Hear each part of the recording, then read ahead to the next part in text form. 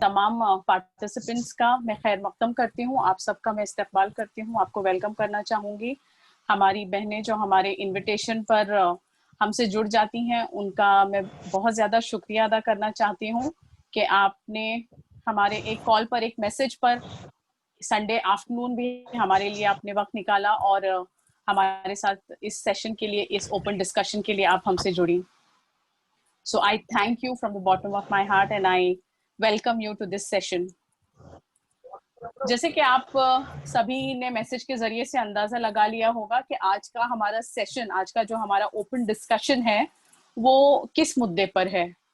आज दरअसल हम एक बहुत ही दुखद और बहुत ही चिंताजनक विषय को लेकर उस पर चर्चा के लिए जमा हुए हैं। जैसे कि हम जानते हैं, हमारे देश में, यूपी राज्य में हाल ही में एक दलित युवती की रेप और उसकी दुखद हत्या का मामला हमारे सामने आया है।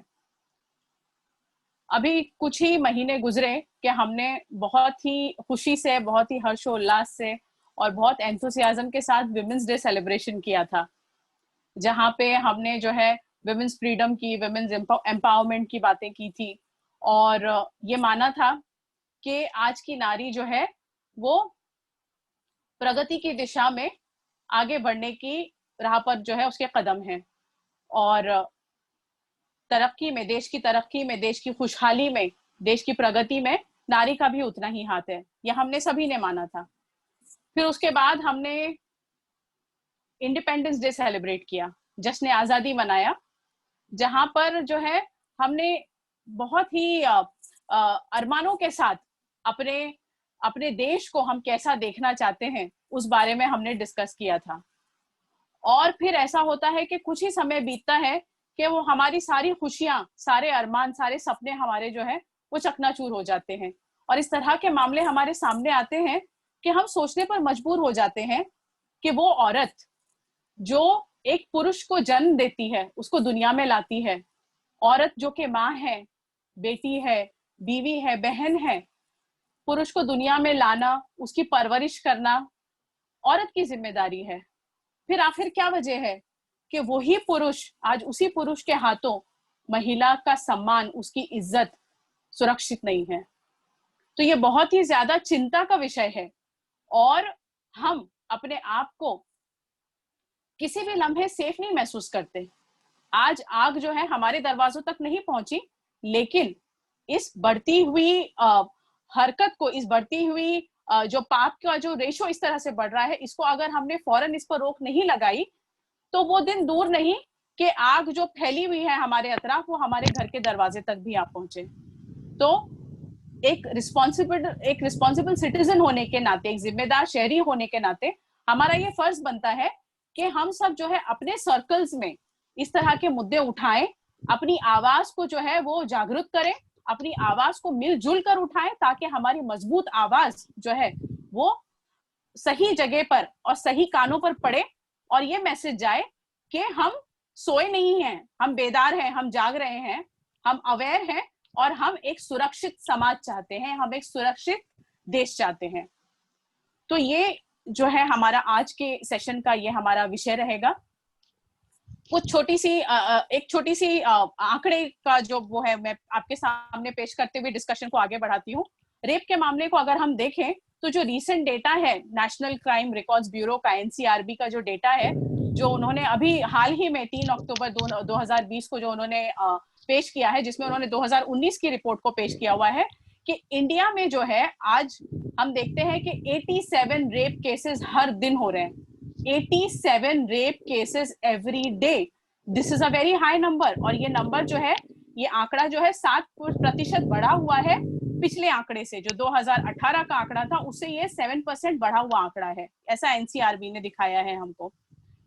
साथ ही एनसीआरबी ये भी कहता है कि जितने मामले जो आते हैं, जो अक्यूज होते हैं, उनमें से सिर्फ 27.8% ही जो है वो कन्विक्ट हो पाते हैं। मतलब जो सजा है, मान लीजिए अगर 100 मामले सामने आते हैं तो सिर्फ 27-28% मामलों में ही जो है सजा का फैसला सुनाया जाता है। बाकी के 83 से 85% मामले जो है वो जो आरोपी है वो आजाद घूम रहे होते हैं।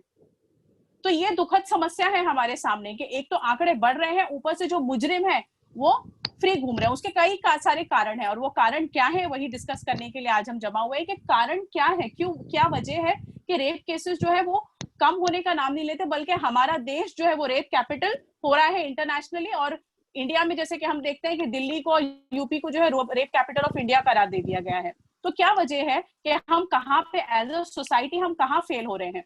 यहाँ तक कि सुप्रीम कोर्ट का भी मानना है कि 90% रेप केसेस के जो मामले सामने आते हैं वो एक्विटल में चले जाते हैं, कि 90% जो है आरोपी जो है वो उनके या तो लैक ऑफ एविडेंस होता है, या तो कई बार ऐसा भी होता है कि जो विक्टिम है वो अप्रोच ही नहीं कर पाते पुलिस को, या पुलिस को अप्रोच करते हैं लेकिन इन्वेस्टिगेशन इतनी शैलो होती है, इतनी शैबी होती है कि कोई एविडेंस सामने नहीं आता। तो 90%, इवन सुप्रीम कोर्ट ने ये ऑब्जर्व किया है कि 90% मामले जो है वो खारिज हो जाते हैं, रेप के मामले।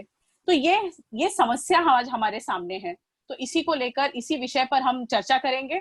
हमारे रिस्पेक्टेड गेस्ट हमसे जुड़े हुए हैं, हमारी JIH लेडीज विंग मिल्लत नगर और जोगेश्वरी यूनिट की सिस्टर्स भी हमारे साथ जुड़ी हुई हैं।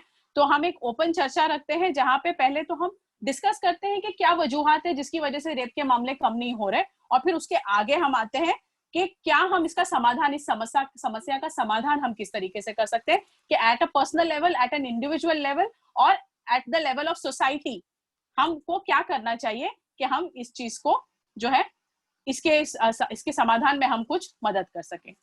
ठीक है, तो चलिए डिस्कशन को आगे बढ़ाते हैं।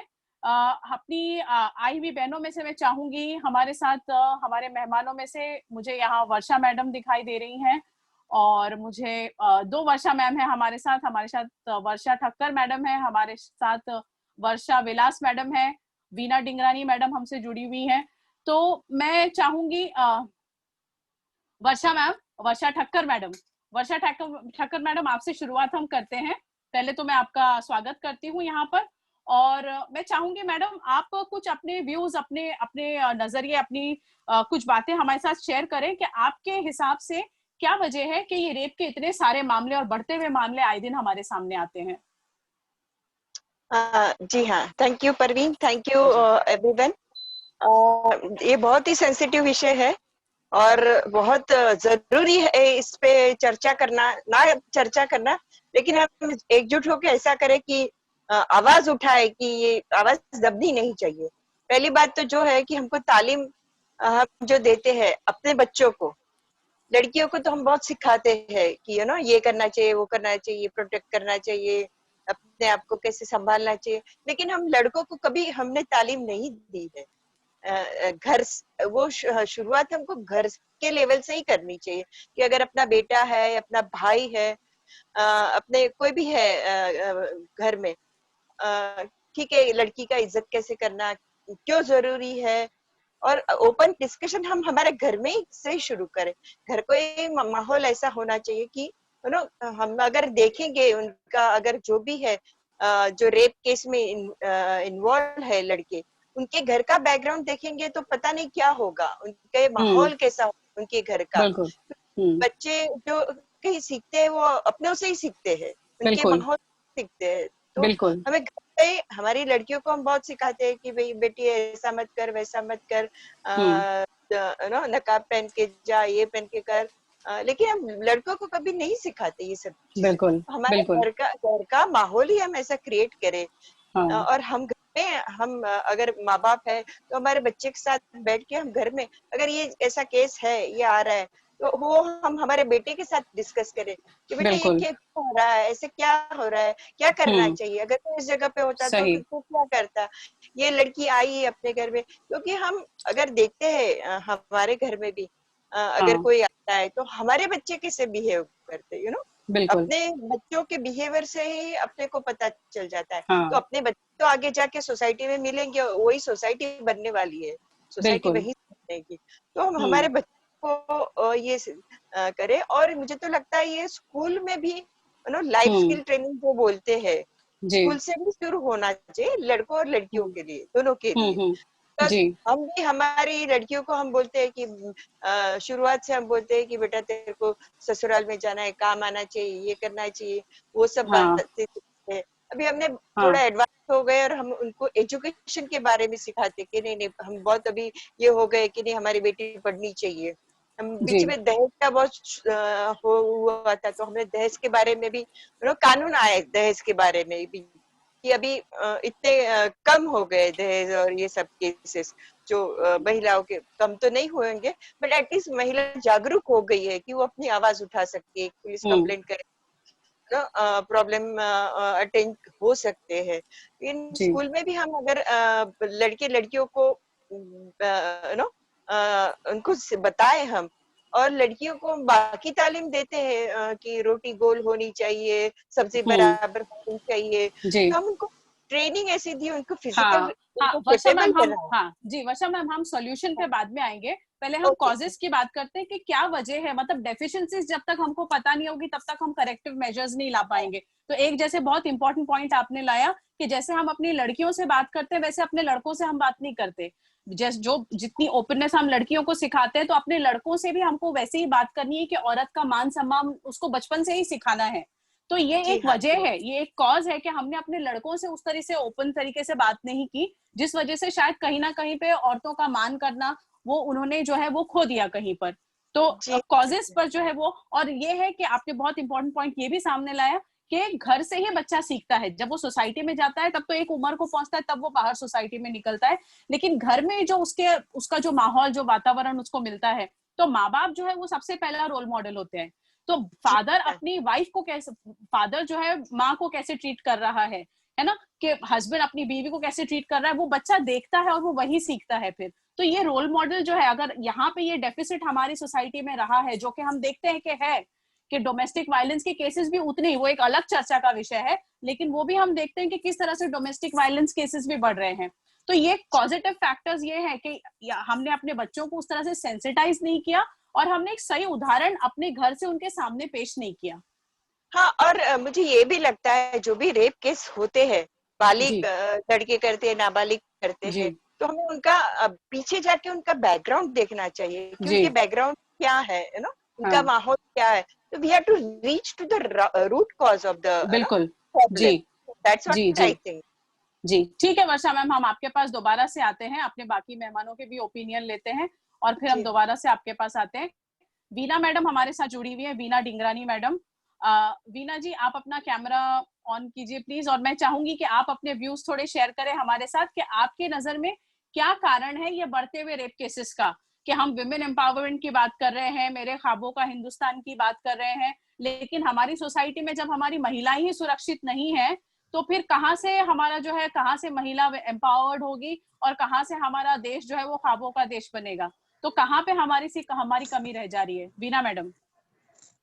हाँ, पहले तो मैं आप सबको थैंक यू बोलना चाहूंगी, हमेशा आप मेरे को इनवाइट करते हैं आपके टॉक्स में। Thanks to you for joining us. हाँ, तो मेरा ये कहना है, जैसे मैं ठक्कर मैडम से एग्री करती हूँ, पहले तो हमको अपने घर का माहौल देखना चाहिए। बिल्कुल अपने जो बच्चे हैं, जैसे अपने हस्बैंड, बेटे, जो भी मेल्स इन द हाउस हैं, पहले अपने घर से जी सुधार होना चाहिए। बिल्कुल। हाँ, अवेयरनेस अपने घर में लाएंगे, अपने बेटे को, बच्चों को समझाएं। और फिर मैंने एक अभी व्हाट्सएप पे देखा था मैसेज, उसमें मैं बहुत समझ में आया मुझे, ऐसे करना चाहिए।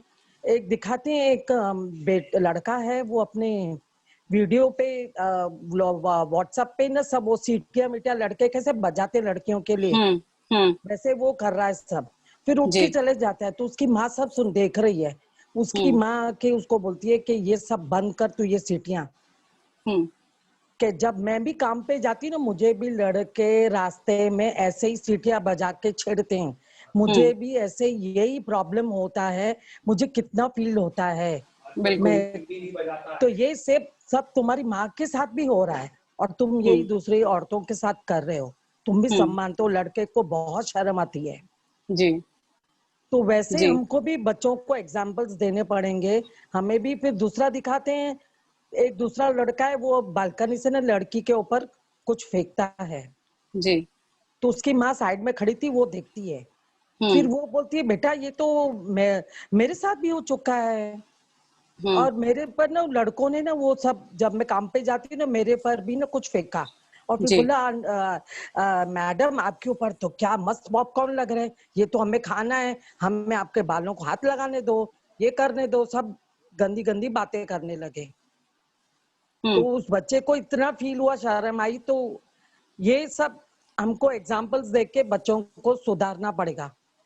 जी ठीक है। लड़कों तो को बताना पड़ेगा इज्जत करो और औरतों की इज्जत करें, जी आपकी ठीक भी है। माँ है, आपकी भी बहन है, ऐसे जी जी ठीक है वीना अवेयरनेस जी। लानी पड़ेगी। जी जी हाँ, तो ये वही जो वर्षा मैम ने कहा उसी बात का एक्सटेंशन है ये, हाँ कि हाँ मेन जो है हमको अपने बच्चों को, अपने लड़कों को सेंसिटाइज करने की जरूरत है कि नारी हाँ के सम्मान के लिए, और एक राइट रोल मॉडल हमको अपने घर से देने की जरूरत है। तो ये तो हाँ एक हिस्सा हुआ, एक हिस्सा हुआ हम्म, ये। अब मान लीजिए हाँ एक एक सोसाइटी जो है वो हर तरह के परिवारों से मिलकर बनती है। कुछ परिवार ऐसे हैं जहाँ पे वो बिल्कुल they are very very careful कि अपने बच्चों को बिल्कुल राइट एग्जाम्पल उनके सामने पेश करे, बच्चों से बात भी करते हैं, सब करते हैं। लेकिन फिर उसके अलावा भी हम देखते हैं कि और क्या फैक्टर्स है, मतलब this is just one of the factors कि इस वजह से रेप केसेस बढ़ रहे हैं कि हमने सेंसिटाइज नहीं किया शायद अपने बच्चों को। उसके अलावा और क्या है, क्या हमको ऐसा कहीं पे हम देखते हैं कि अभी ये हाथरस का मामला जो है इसमें दलित युवती थी, उसके अलावा भी हम देखते हैं कि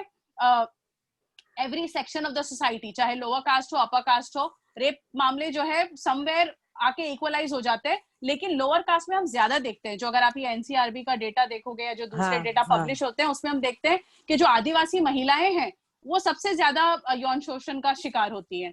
तो ये क्या वजह है, मतलब ये कास्ट बेस्ड, मतलब ये क्यों हमको ऐसा लगता है कि जो निचली कास्ट है क्यों जो है उसको, क्या उनकी महिलाओं को ऐसे समझा जाता है कि ये हम इनको ताकत से दबा ले जाएंगे, हम अपर कास्ट हैं तो हम जो है एक अपर हैंड रखते हैं और इनको जो है इनका ये इसी ट्रीटमेंट के ये हकदार है, तो इनसे इसी तरह का ट्रीटमेंट होना चाहिए।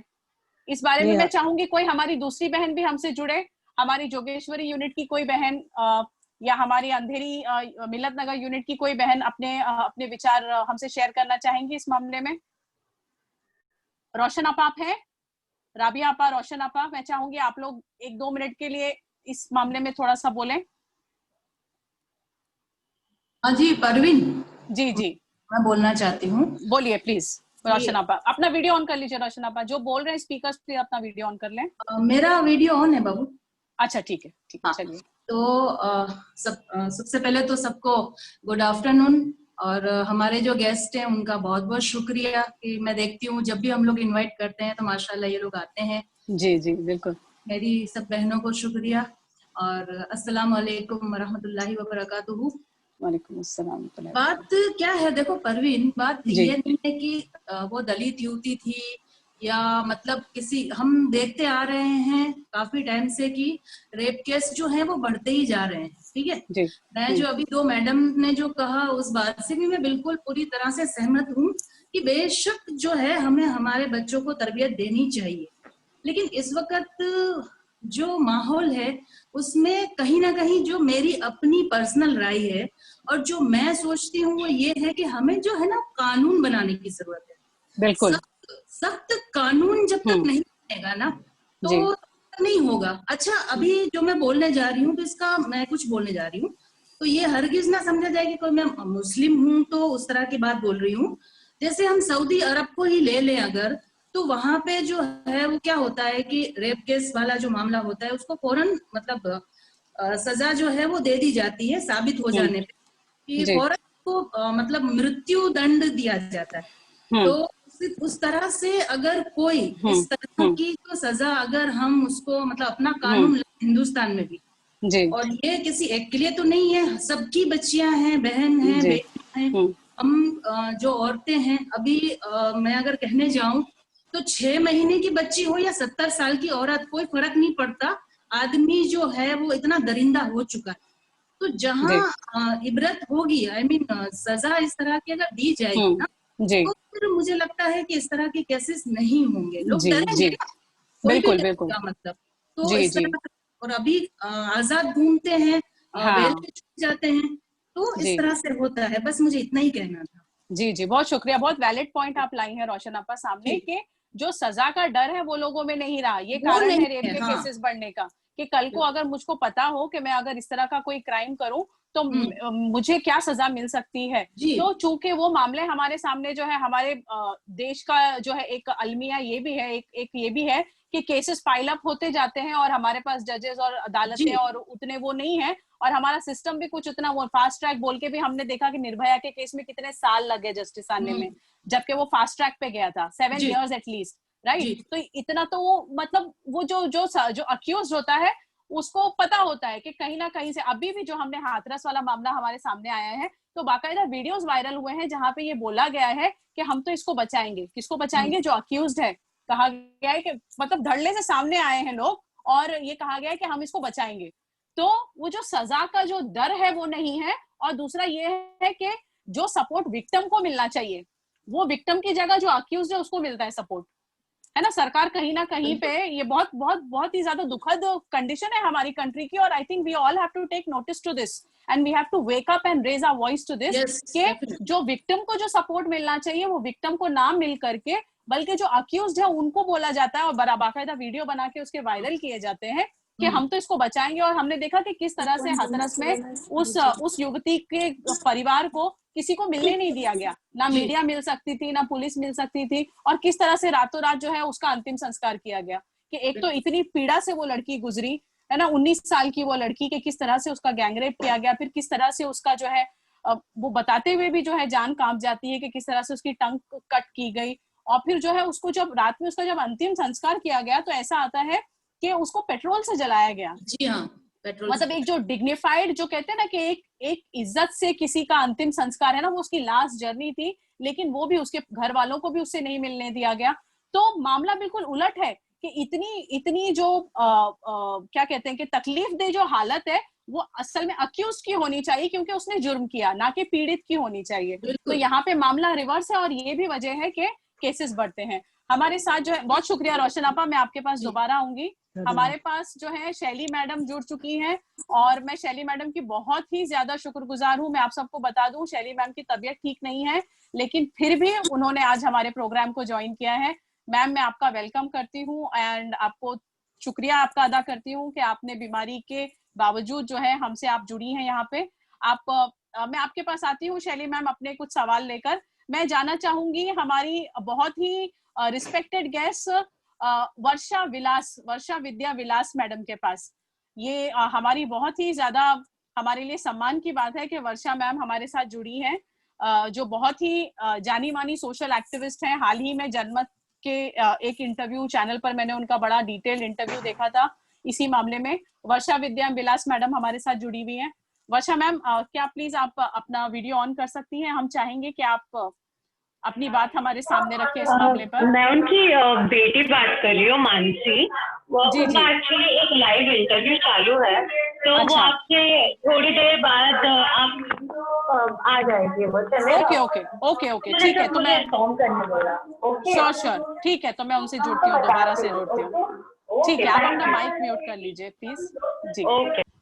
जी। सो वर्षा विद्या विलास मैडम हमारे साथ हैं, लेकिन जैसे कि आपने सुना उनका लाइव इंटरव्यू चल रहा है। मैं अपनी जमात की ही कुछ बहनों की तरफ आना चाहूंगी। फरहत हाँ, पर मैं कुछ बोलना चाह रही थी। जी प्लीज। जी, जैसे ये बातें आ रही है कि घर पे जो है हम उनको ये एहसास दिलाएं कि ये मेरी माँ और इनकी माँ है ना, बहनें सबकी बहनें होती हैं, माएँ सबकी बहनें, ये सारी चीजें भी करनी चाहिए। उसके साथ एक चीज जो है ना कि हमारे समाज में अश्लीलता बहुत तेजी से फैलती जा रही है। बिल्कुल इतनी तेजी से फैलती जा रही है। मुझे याद आ रहा है कि आज से कुछ 6-7 साल पहले एक क्या नाम है लेडी है, मुझे नाम याद नहीं आ रहा, उन्होंने अश्लीलता मंच पे एक प्रोग्राम रखा था। इसके लिए खासकर सबको बुलाया था कि हमारे अंदर बहुत ज्यादा टॉलरेंस आ गया है। टॉलरेंस इन द सेंस कि हमारे सामने, आंखों के सामने हो रहा होता है, हम सर झुका के चले जाते हैं। हम उसके लिए बिल्कुल नोटिस नहीं करते। हम जिस लोकेलिटी में रहते हैं वहाँ पे अश्लील पिक्चर्स लगे होते हैं और हम उसको रिएक्ट नहीं करते। मतलब देखो कि ये जो केसेस को बढ़ाने वाली ये चीजें यही हैं, ये अश्लीलता भी है, जिसकी वजह से हम सिर्फ ये नहीं कह सकते कि मर्द दरिंदा बन गया है। वो मर्द मेरा भाई भी है, मेरा शौहर भी है, मेरा बेटा भी है ना, कोई भी हो सकता है। हम सिर्फ मर्द को जिम्मेदार नहीं कर सकते। जब हमारी सोसाइटी में इतनी बुराइयां मतलब अश्लीलता जो जो इतनी तेजी फैली है, यही जो है बुराई की तरफ लेके जा रही है। बिल्कुल जो बिल्कुल केसेस बढ़ रहे हैं, हाथ में जी मोबाइल है, हमारे गवर्नमेंट का कोई चेक नहीं है, है ना, बिल्कुल उसमें प्रोन पिक्चर्स आ रहे हैं, प्रोन वीडियोस बिल्कुल आ रहे हैं, जी हमारे गवर्नमेंट का कोई चेक नहीं है। तो जी ये चीज़ जब है ना हमने इस बारे में कंज्यूमर कोर्ट के जो वो भी आए थे, कन्वीनर भी हाँ थे, उन्होंने जी कहा कि हमारे अंदर टॉलरेंस इतना बढ़ गया, हालांकि हमको सिर्फ एक करना है कि एक ना पोस्ट कार्ड आता है जो 15 पैसे का, उन्होंने बताया था 15 पैसे हाँ का, उसमें हाँ क्लिक करके हम वहाँ पे सिर्फ एक कंप्लेन डाल दें, अच्छा वहाँ पोस्ट कर दें उनके पास कि हाँ फला एरिया पे ये फला एड जो है वो बहुत अश्लील है, या फला मूवी में ये सारी पिक्चर है, या मेरे इस एरिया में इस तरह की अश्लीलता के पिक्चर्स हाँ लगे होते हैं, जी तो आपको सिर्फ डालना है, एक्शन हम लेंगे। लेकिन आप जी जब डालते ही नहीं तो हम एक्शन कैसे लें? जी तो जी ये है कि हमारे अंदर इतनी ज्यादा हम इस तरह से जो टॉलरेंस इग्नोरेंस हमारा है है ना, हाँ वो हम किसी गार्डन में या पार्क में जाते हैं, हम किसी हाँ पब्लिक प्लेस में जाते हैं, वहां पे लड़के लड़कियां हाथ में डाले घूम रहे हैं, कोई कुछ बिल्कुल बोलता ही नहीं है, मतलब हाँ हम उनको ये तक नहीं टोकते कि भैया ये पब्लिक प्लेस है, ये जी कोई प्राइवेट जगह नहीं है। तो ये क्या होता है कि जो छोटे बच्चे होते हैं, जो आजकल जो यंगस्टर्स होते हैं, उनको जो देख करके इनको देख करके आगे बढ़ रहे, तो उनको लगता है कि ये चीजें करने वाली चीजें हैं, हमको भी करना बिल्कुल चाहिए। तो जब सामने मौका नहीं मिलता तो पीछे मौका मिलता है। तो सर, बिल्कुल तो मुझे लगता है कि इसके लिए भी हमको हाँ कुछ करना चाहिए। जी बिल्कुल बिल्कुल आपने और है ना, मुझे वैलिड इस चीज से याद आया कि ये जी चीज है ना, जैसे कि मैं कुरान भी क्लासेस भी पढ़ लेती हूँ, तो जी कुरान की आयत में ही मैंने यहाँ से घुस रही हूँ कि उसमें ही कहा गया है कि हाँ जहाँ मुसलमानों को, मतलब तमाम लोगों को कहा गया है कि अपनी सोसाइटी को हम्म बुराई से हाँ बचाओ, ताकि औरतें भी बची रहें, हाँ बच्चियां भी बची रहें। तो वहां बिल्कुल में ये कहा है कि जो लोग ये चाहते हैं कि उनकी सोसाइटी में बुराई फैले, वो बुराई को रोकते नहीं है, क्योंकि ये बुराइयां जो है, बेहयाई जो है, फिर फाइनली हाँ ऐसे रेप के केसेस होते हैं, फिर ऐसे मर्डर के केसेस होते हैं। तो उनको बिल्कुल चाहिए कि ऐसी बुराई और बेहयाई को रोकें। बिल्कुल बिल्कुल सही कनेक्टेड है बिल्कुल तो सही कहा आपने जी कि हमने कहीं ना कहीं पे परवीन इग्नोरेंस जो है ना परवीन जी ये जी पूजा मैम और आशा मैम भी जुड़ी हुई हैं। अच्छा ओके ओके एक सेकंड मैं देख लूं जी आशा ववहाल एंड पूजा मैडम आपका मैं हार्दिक स्वागत करती हूँ हमारे आज के ओपन डिस्कशन में। जैसे कि आपने सुना होगा कि हम जो है चर्चा किस बात पर कर रहे हैं, जो हाल ही में हाथरस यूपी में जो हाथरस में रेप का, दलित युवती के साथ रेप का जो मामला सामने आया है, तो उसको लेकर हम यहाँ पर चर्चा कर रहे हैं कि क्या कारण है कि जिसकी वजह से हमारे समाज में, हमारे देश में रेप के केसेस कम होने का नाम नहीं लेते बल्कि बढ़ते ही जा रहे हैं, और इसका समाधान क्या है, क्योंकि बढ़ती हुई समस्या है ना। इसमें ऐसा नहीं कि हम सुरक्षित हैं या हमारी बेटियां सुरक्षित हैं, हम सब जो है इस खतरे की चपेट में हैं। तो इसका समाधान क्या है, इस पर चर्चा करने के लिए हम जुड़े हैं।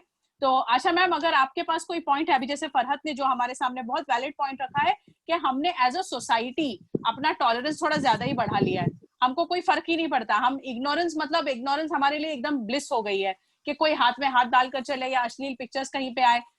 जो डेटा हमारे पास है, आज हमारे हर बच्चे के हाथ में जो है किताबें नहीं लेकिन फोन जरूर है, और फोन में बड़े प्राउडली हम कहते हैं कि 4G डेटा को हमने बहुत सस्ता कर दिया है कि एक देहाती भी जो है वो चाहे उसके घर में खाने के लिए खाना नहीं हो लेकिन फोन में 4G तो उसके जरूर होता है। आज हम देखते हैं कि प्याज के और आलू के और टमाटर के दाम जो है वो बढ़ते जा रहे हैं, लेकिन 4G अवेलेबल है, 4G जो है वो इजीली अवेलेबल है। तो टेक्नोलॉजी के अपने एडवांटेजेस हैं, लेकिन सबसे बड़ा डिसएडवांटेज क्या है कि आपके फिंगर टिप्स पे वो कुछ आप देख सकते हैं, आपके बच्चे वो कुछ देख सकते हैं जो जिसकी हम कल्पना भी नहीं कर सकते।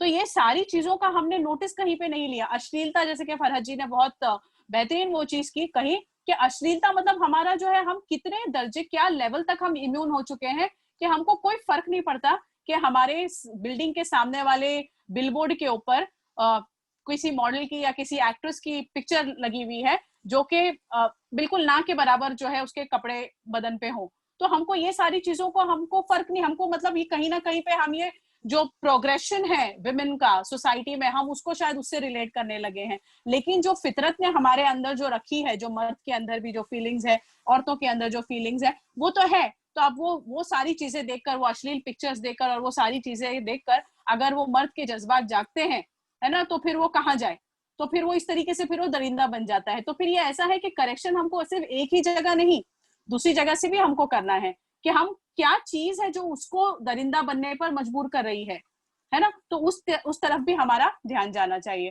तो शैली मैम, क्या आप कुछ कहना चाहेंगी क्विकली? आपसे बात करते हुए फिर हम अपने दूसरे मेहमानों की तरफ, आशा जी की तरफ और पूजा जी की तरफ बढ़ते हैं। शैली फर्नांडिस मैम, आप अपने माइक को अनम्यूट कर लीजिए मैम, शैली मैम।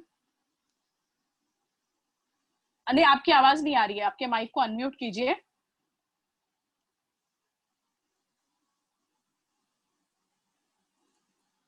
आवाज नहीं आ रही है शैली मैडम। आपकी स्क्रीन पे माइक का साइन होगा ना, उसको बस एक बार आप टच कीजिए तो अनम्यूट हो जाएंगी आप। फरहत, क्या हम उनको अनम्यूट कर सकते हैं?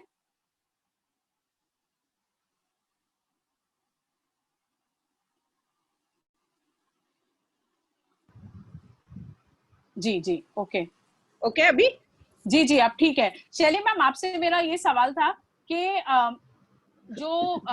आपको क्या लगता है कि मतलब जाति के नाम पर या कास्ट के नाम पर कोई महिला जो है वो इस तरह की दरिंदगी के लिए अवेलेबल हो जाती है? जात पात का, रिलीजन का इसमें क्या रोल है? जिस तरह से आज हम देख रहे हैं कि पिछड़ी जाति की लड़कियों को निशाना बनाया जा रहा है, तो आपकी नजर में क्या है, मतलब इस बारे में आप क्या कहना चाहेंगी? हो रहा है दलित आदिवासी ये लड़की लोग पे हो रहा है वह अत्याचार या लैंगिक अत्याचार या छेड़खानी, जो भी कुछ हो रहा है, मानसिक संतुलन जो एक्चुअली हो रहा है कि हर घर में से बच्चे जो है वो शायद पढ़े लिखे नहीं है, उनको घर में से परवरिश बराबर नहीं है, या तो उनकी बुद्धि विकृत है, विकृत बुद्धि की वजह से भी वो अपने आप का तोल माल है वो संभाल नहीं सक रहे हैं। रहा दूसरा, ये आज हमने देखा है कि हमारे महाराष्ट्र सुरक्षित है, मुंबई सुरक्षित है। खेड़े में जो बाहर के बिहार साइड के, वहां पे मैं तो दोष दूंगी उस सरकार को दोष दूंगी, या महाराष्ट्र सरकार या कोई भी सरकार हो, उनको खुद को सोचना चाहिए कि जब किसी पे जो बाहर गांव में जो हर चीज पे ये हो रहा है रेप, तो उसको किस तरह से सिस्टम से उनको रेप को खत्म किया जाता है। हमारे तो इसमें सरकार में कोई भी दम नहीं है जो रेपिस्ट को तुरंत सजा दे। अगर रेपिस्ट को तुरंत सजा दे तो आज के बाद कभी रेप हो ही नहीं सकते कोई भी जगह, भले दलित हो, जात के हो, या कोई अदर कास्ट अदर पक्ष के हो, कोई भी जिसके। लेकिन अगर ये नहीं होगा, जब तक ये सजा का मौका नहीं देंगे लोगों को, जब तक नहीं होगा तब तक कुछ। जैसे अभी कोरोना देखो ना, कोरोना से हम लोग सीख गए कि नहीं कि बाहर नहीं मिल रहा जाने, किसी को काम धंधा नहीं है, किसी को कोई चीज नहीं है, तो वो कैसे किस तरह से ये लोग ने रोक लिया। इसी तरह अगर रेप की चीज को रोक देंगे तो रेप जिंदगी भर कोई भी देश में या कोई भी जगह पे नहीं होगा, कभी भी नहीं होगा। लेकिन हमारा सरकार कानून एकदम जीरो है, जीरो। इसी के वजह से हम लोग आज परेशान है सभी लोग। हर लोगों को डर है अभी लड़की के बारे में, हर लोगों को डर। और हाँ, मैं ये भी बोलती कि लड़की लोग ने भी थोड़ा सा अपने फेवर में रहना चाहिए कि किस तरह कपड़े डालना है, किस तरह अपने को संभालना है, किस तरह से अपने आप को जागरूक करना है। और लड़कियां आज के हम बराबर लड़कियां आज आदमी के कंधों से कंधों लेके चल रहे हैं। लेकिन यही आदमी लोग अगर लड़की लोग को, औरत लोग को नोचने लगे तो ऐसे आदमी को तो डूब के मारना चाहिए सबे के सामने। और ये सजा जब तक सरकार नहीं देगी ना, कुछ नहीं होगा। हमारे देश में चलते रहेगा ये।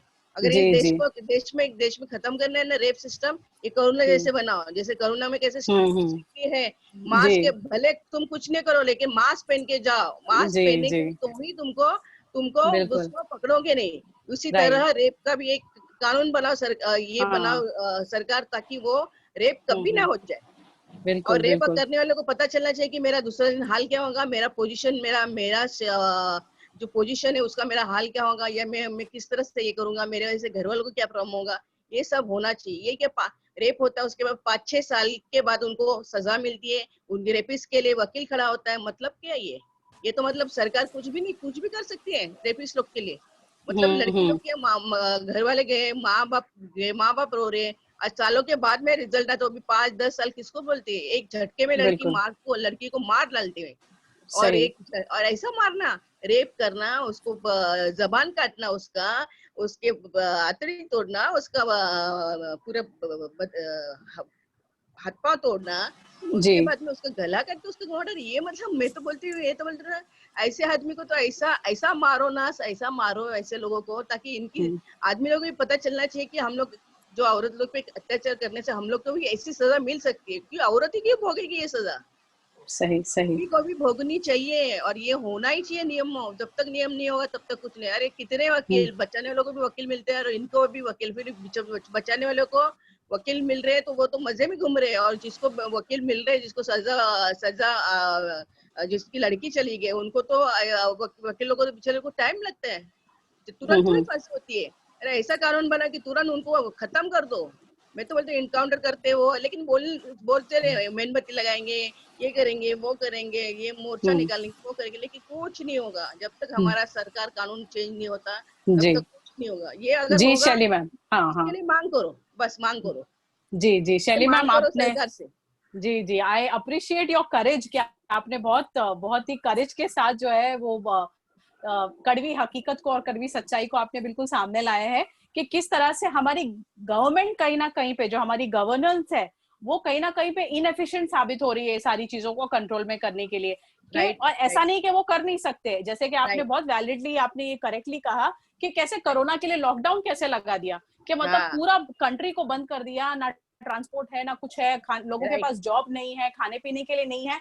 तो जब वो कर सकते हैं हम, जब उस तरह से हम एनफोर्स कर सकते हैं, तो क्या हम एक सख्त कानून एनफोर्स नहीं कर सकते उसके लिए? तो कहीं ना कहीं पे, जैसे कि हमने बात शुरू भी इसी तरह की थी कि विक्टिम को हम जो है उसको प्रेशराइज करते हैं, उसकी फैमिली को, विटनेसेस जो उसके होते हैं, उन सबको प्रेशराइज किया जाता है, और जो अक्यूज है उसको सपोर्ट किया जाता है। हालांकि अगर चाहे हमारी सरकार तो फास्ट ट्रैक पे इस तरीके से एक सख्त कानून बना सकती है कि हम जो है ऐसा सजा का डर हो लोगों के अंदर कि वो अगली बार इस तरह का काम करने से जो है वो 10 बार सोचे ऐसा कुछ काम करने के पहले, वो ख्याल ही उनके दिल में नहीं आए। जहां तक गवर्नमेंट की इनएफिशिएंसी का सवाल है, एक छोटा सा डेटा, एक पॉलिटिकल एनालिस्ट है, उन्होंने ये कंपाइल किया था, उनकी रिपोर्ट से मैंने ये डेटा लिया है। वो लिखते हैं कि आज की जो हमारी गवर्नमेंट है, वो कहते हैं कि लोकसभा की जो सीट्स है, we have 543 Lok Sabha seats and we have 245 Rajya Sabha seats. तो ये हर स्टेट में इतनी सीट्स हमारे पास होती है। तो हमारे देश की सारी स्टेट्स को मिलाकर हमारे पास टोटल 4123 जो है हमारे पास इतनी सीट्स है। अब इसमें से जो है वो कहते हैं 2556 एमएलएज और एमपीज ऐसे हैं जिनके ऊपर क्रिमिनल केसेस हैं। इमेजिन, आउट ऑफ 4123 2556 एमएलएज और एमपीज ऐसे हैं जिनके ऊपर के क्रिमिनल केसेस है, जिसका मतलब ये हुआ कि आधी parliament, 50% of the state assembly हमारी जो है वो क्रिमिनल से भरी हुई है। तो जब शासन ही जो है वो क्रिमिनल्स के हाथ में है, तो फिर तो वो प्रजा के अंदर तो फिर तो क्राइम की रेट तो बढ़नी ही बढ़नी है। इस चीज को जो है जस्टिस एनवी रमना ने भी जो है इसका नोटिस लिया है, और उन्होंने सेंट्रल गवर्नमेंट को इसके लिए सुनवाई भेजी है कि इस चीज का आप जवाब दें कि किस तरह से आपके जो है सरकार में 50% जो है क्रिमिनल्स हैं, ऐसे लोग हैं जिनके ऊपर क्रिमिनल मामले दर्ज हैं, और वो जो है मेंबर ऑफ पार्लियामेंट बने हुए, एमएलए बने हुए हैं। तो बात यही है कि शासन जो है वो हमारा, वो सही हाथों में अगर होता तो फिर कड़ा कानून भी होता। कहीं ना कहीं पे शासन में भी हमारी जो है वो कमी है। ठीक है, तो हम बात को आगे बढ़ाते हुए जाते हैं। हमारे दूसरे मेहमान जो हमारे पास आए हुए हैं आशा जी, और आशा जी मैं आपसे चाहूंगी कि आप अपना वीडियो ऑन करें प्लीज। जी परवीन जी जी बोलिए बोलिए। वर्षा विद्या जी, मैं जुड़ी हुई हूँ अभी। ओके ओके ओके, हाँ वेलकम मैम, वेलकम। आप 2 मिनट रुक जाइएगा, मैं आप पर आती हूँ। मैं आप के पास सवाल लेकर आई थी, लेकिन आपका लाइव इंटरव्यू चल रहा था, तो बस 2 मिनट रुकिए, मैं आपके पास आती हूँ अभी। तो आशा मैडम आप प्लीज अपना माइक अनम्यूट कीजिए, अपना वीडियो ऑन कीजिए। आशा अवहल मैडम,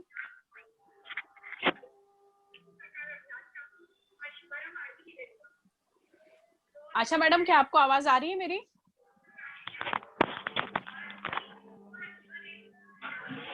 अच्छा पूजा मैडम क्या आप हमारे साथ हैं? आपको आवाज आ रही है मेरी? Hi, yes, I'm here. Okay, Hello, okay. good evening. Hi, good evening, Pooja.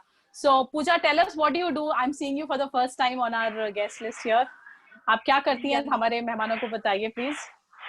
So I work for JP Morgan. अच्छा, good.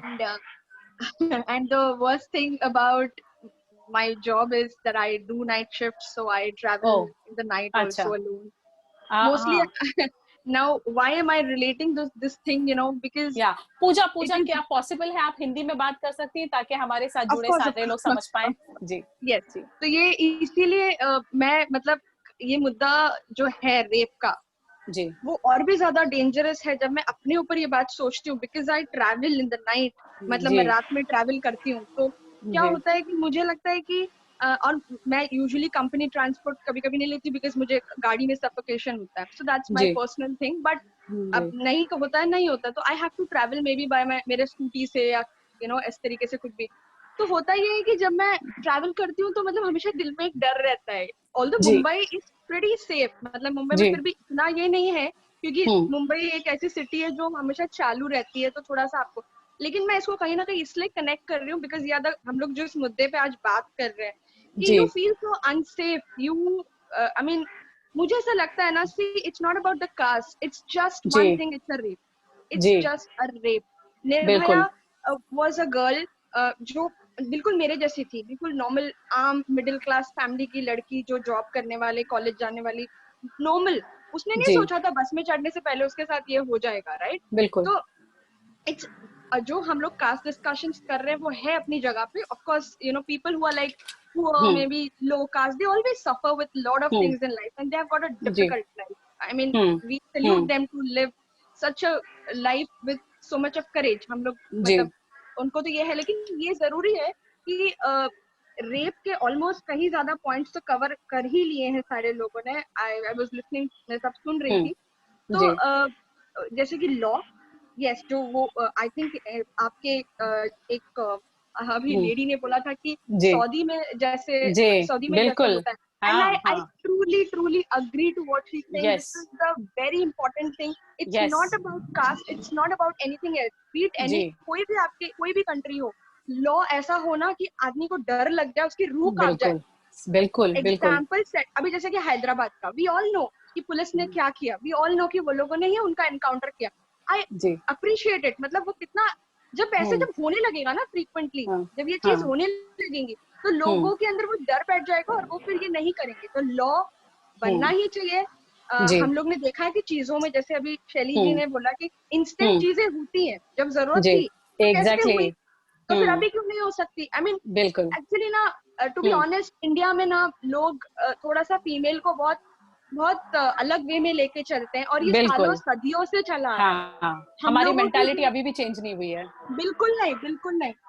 थोड़ा सा लोगों को लगता है कि मतलब फीमेल है ना, तो ठीक है, फॉर ग्रांटेड वो है। जी तो जी ये हमारे मतलब इंडिया का जो कल्चर है, हम्म ओवरऑल मैं बोलूंगी, जो कल्चर से हम लोग आ रहे हैं, आज भी आप हम्म राजस्थान साइड चले जाओ, आप हम्म हरियाणा साइड चले जाओ, they don't hmm respect people. कितने सारे सीरीज राइट बनते हैं यार, कितने सारे राइट सीरीज देखती हूँ मैं ऑनलाइन, जी उसमें अगर हरियाणा जैसे एक एक सीरीज बनते, तो कोई महाराष्ट्रन हाँ सीरीज होता है, गुजराती होता है, कुछ वैसे कास्ट हम्म को, या तो कभी भी हरियाणा वगैरह का दिखाएंगे ना, दे विल क्लियरली शो बिल्कुल कि फीमेल को हस्बैंड ने एकदम जोर से स्लैप कर दिया, सन सामने ही राइट बैठा हुआ, लड़का सामने ही बैठा हुआ।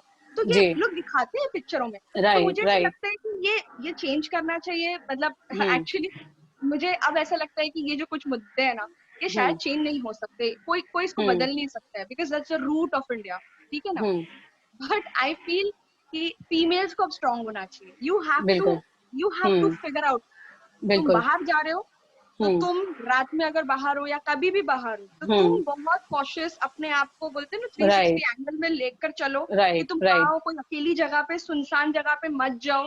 क्योंकि राइट देखो, मुझे नहीं लगता है कि, लेट्स फेस इट, ठीक है ना, मुझे नहीं राइट लगता है कि ये हम लोग सिर्फ मुद्दा उठा सकते हैं, मुझे नहीं लगता है राइट कि गवर्नमेंट इस चीज को इतना सीरियसली, क्योंकि ऐसे हजार, हम लोग तो अभी अभी की बात राइट कर रहे हैं ना, हम लोग करेक्ट जब शायद बॉर्न भी नहीं हुए थे, तो कितने सारे, मैं बैठ के पढ़ती हूँ हम्म इंटरनेट पे विकिपीडिया हम्म निकालती हूँ, हम्म कितने सारे रेप केसेस बहुत पहले हो चुके हैं, वो राइट हमारे जिक्र में भी नहीं, because we were maybe not aware or not born or may be right whatsoever, है ना? राइट लेकिन मुझे ऐसा लगता है a female should be strong, female right should be so strong.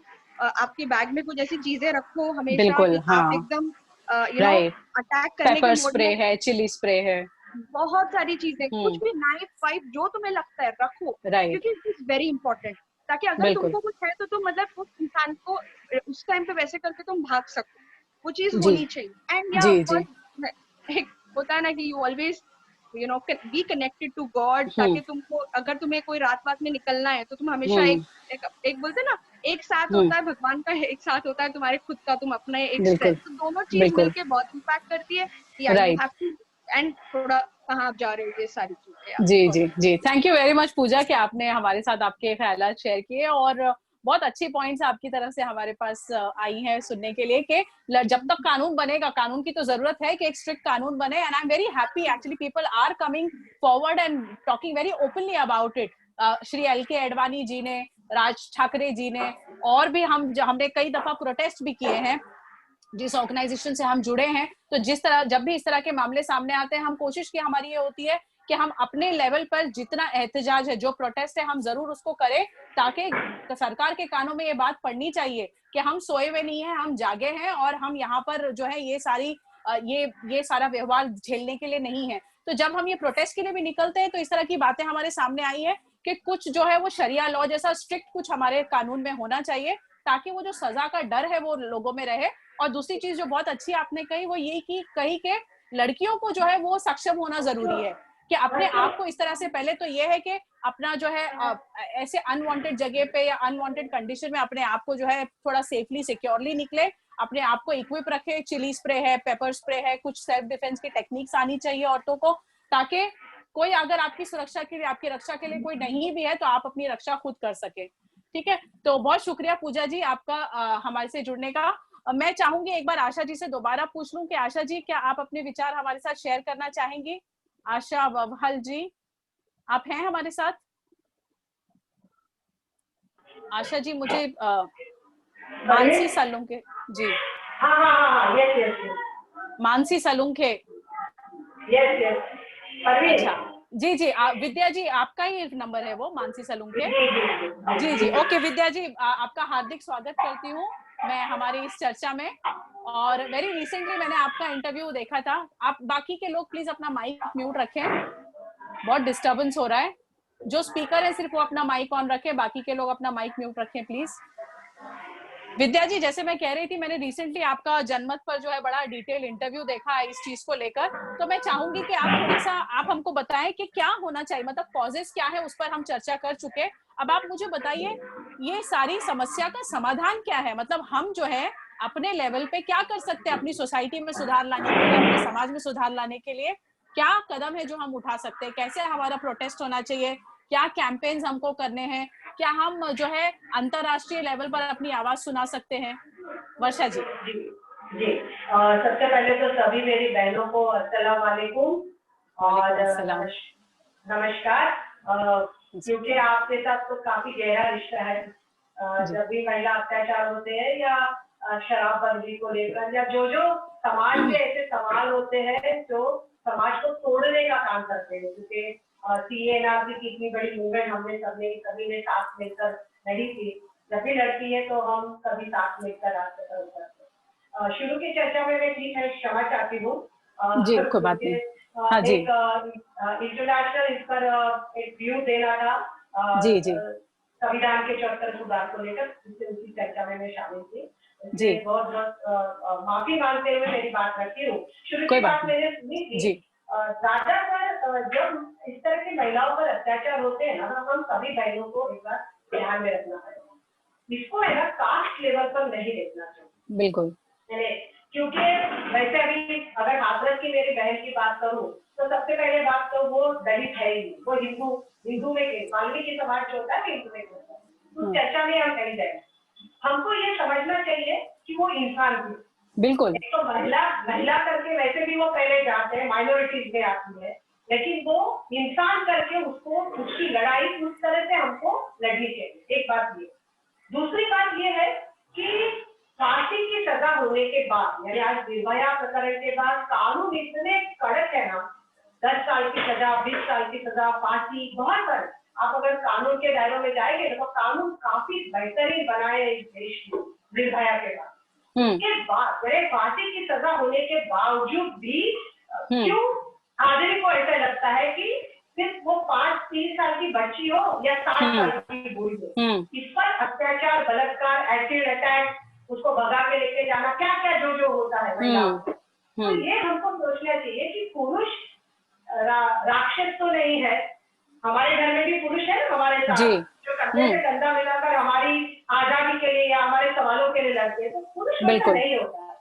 तो सबसे पहला बात की वातावरण कहाँ से बनता है, जो मेरी कुछ बहनों ने बात की कि घर से उसकी शुरुआत करनी पड़ेगी, ये बात बहुत सही है कि पहला संकल्प हमको करके लेना चाहिए, क्योंकि कल 10 अक्टूबर था।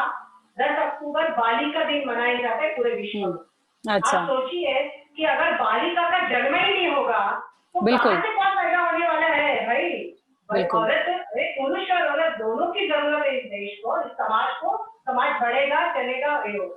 तो सबसे पहली बात तो कि ये अगर पुरुष राक्षस नहीं है और राक्षस करके वो जन्म में नहीं आता है, इंसान करके आता है, फिर भी इस तरह का वातावरण क्यों बनता है, तो ये विकृतियां हैं। यानी हम सभी पुरुषों के विरोध में नहीं, हम विकृति के विरोध में, इस बात को समझना पड़ेगा।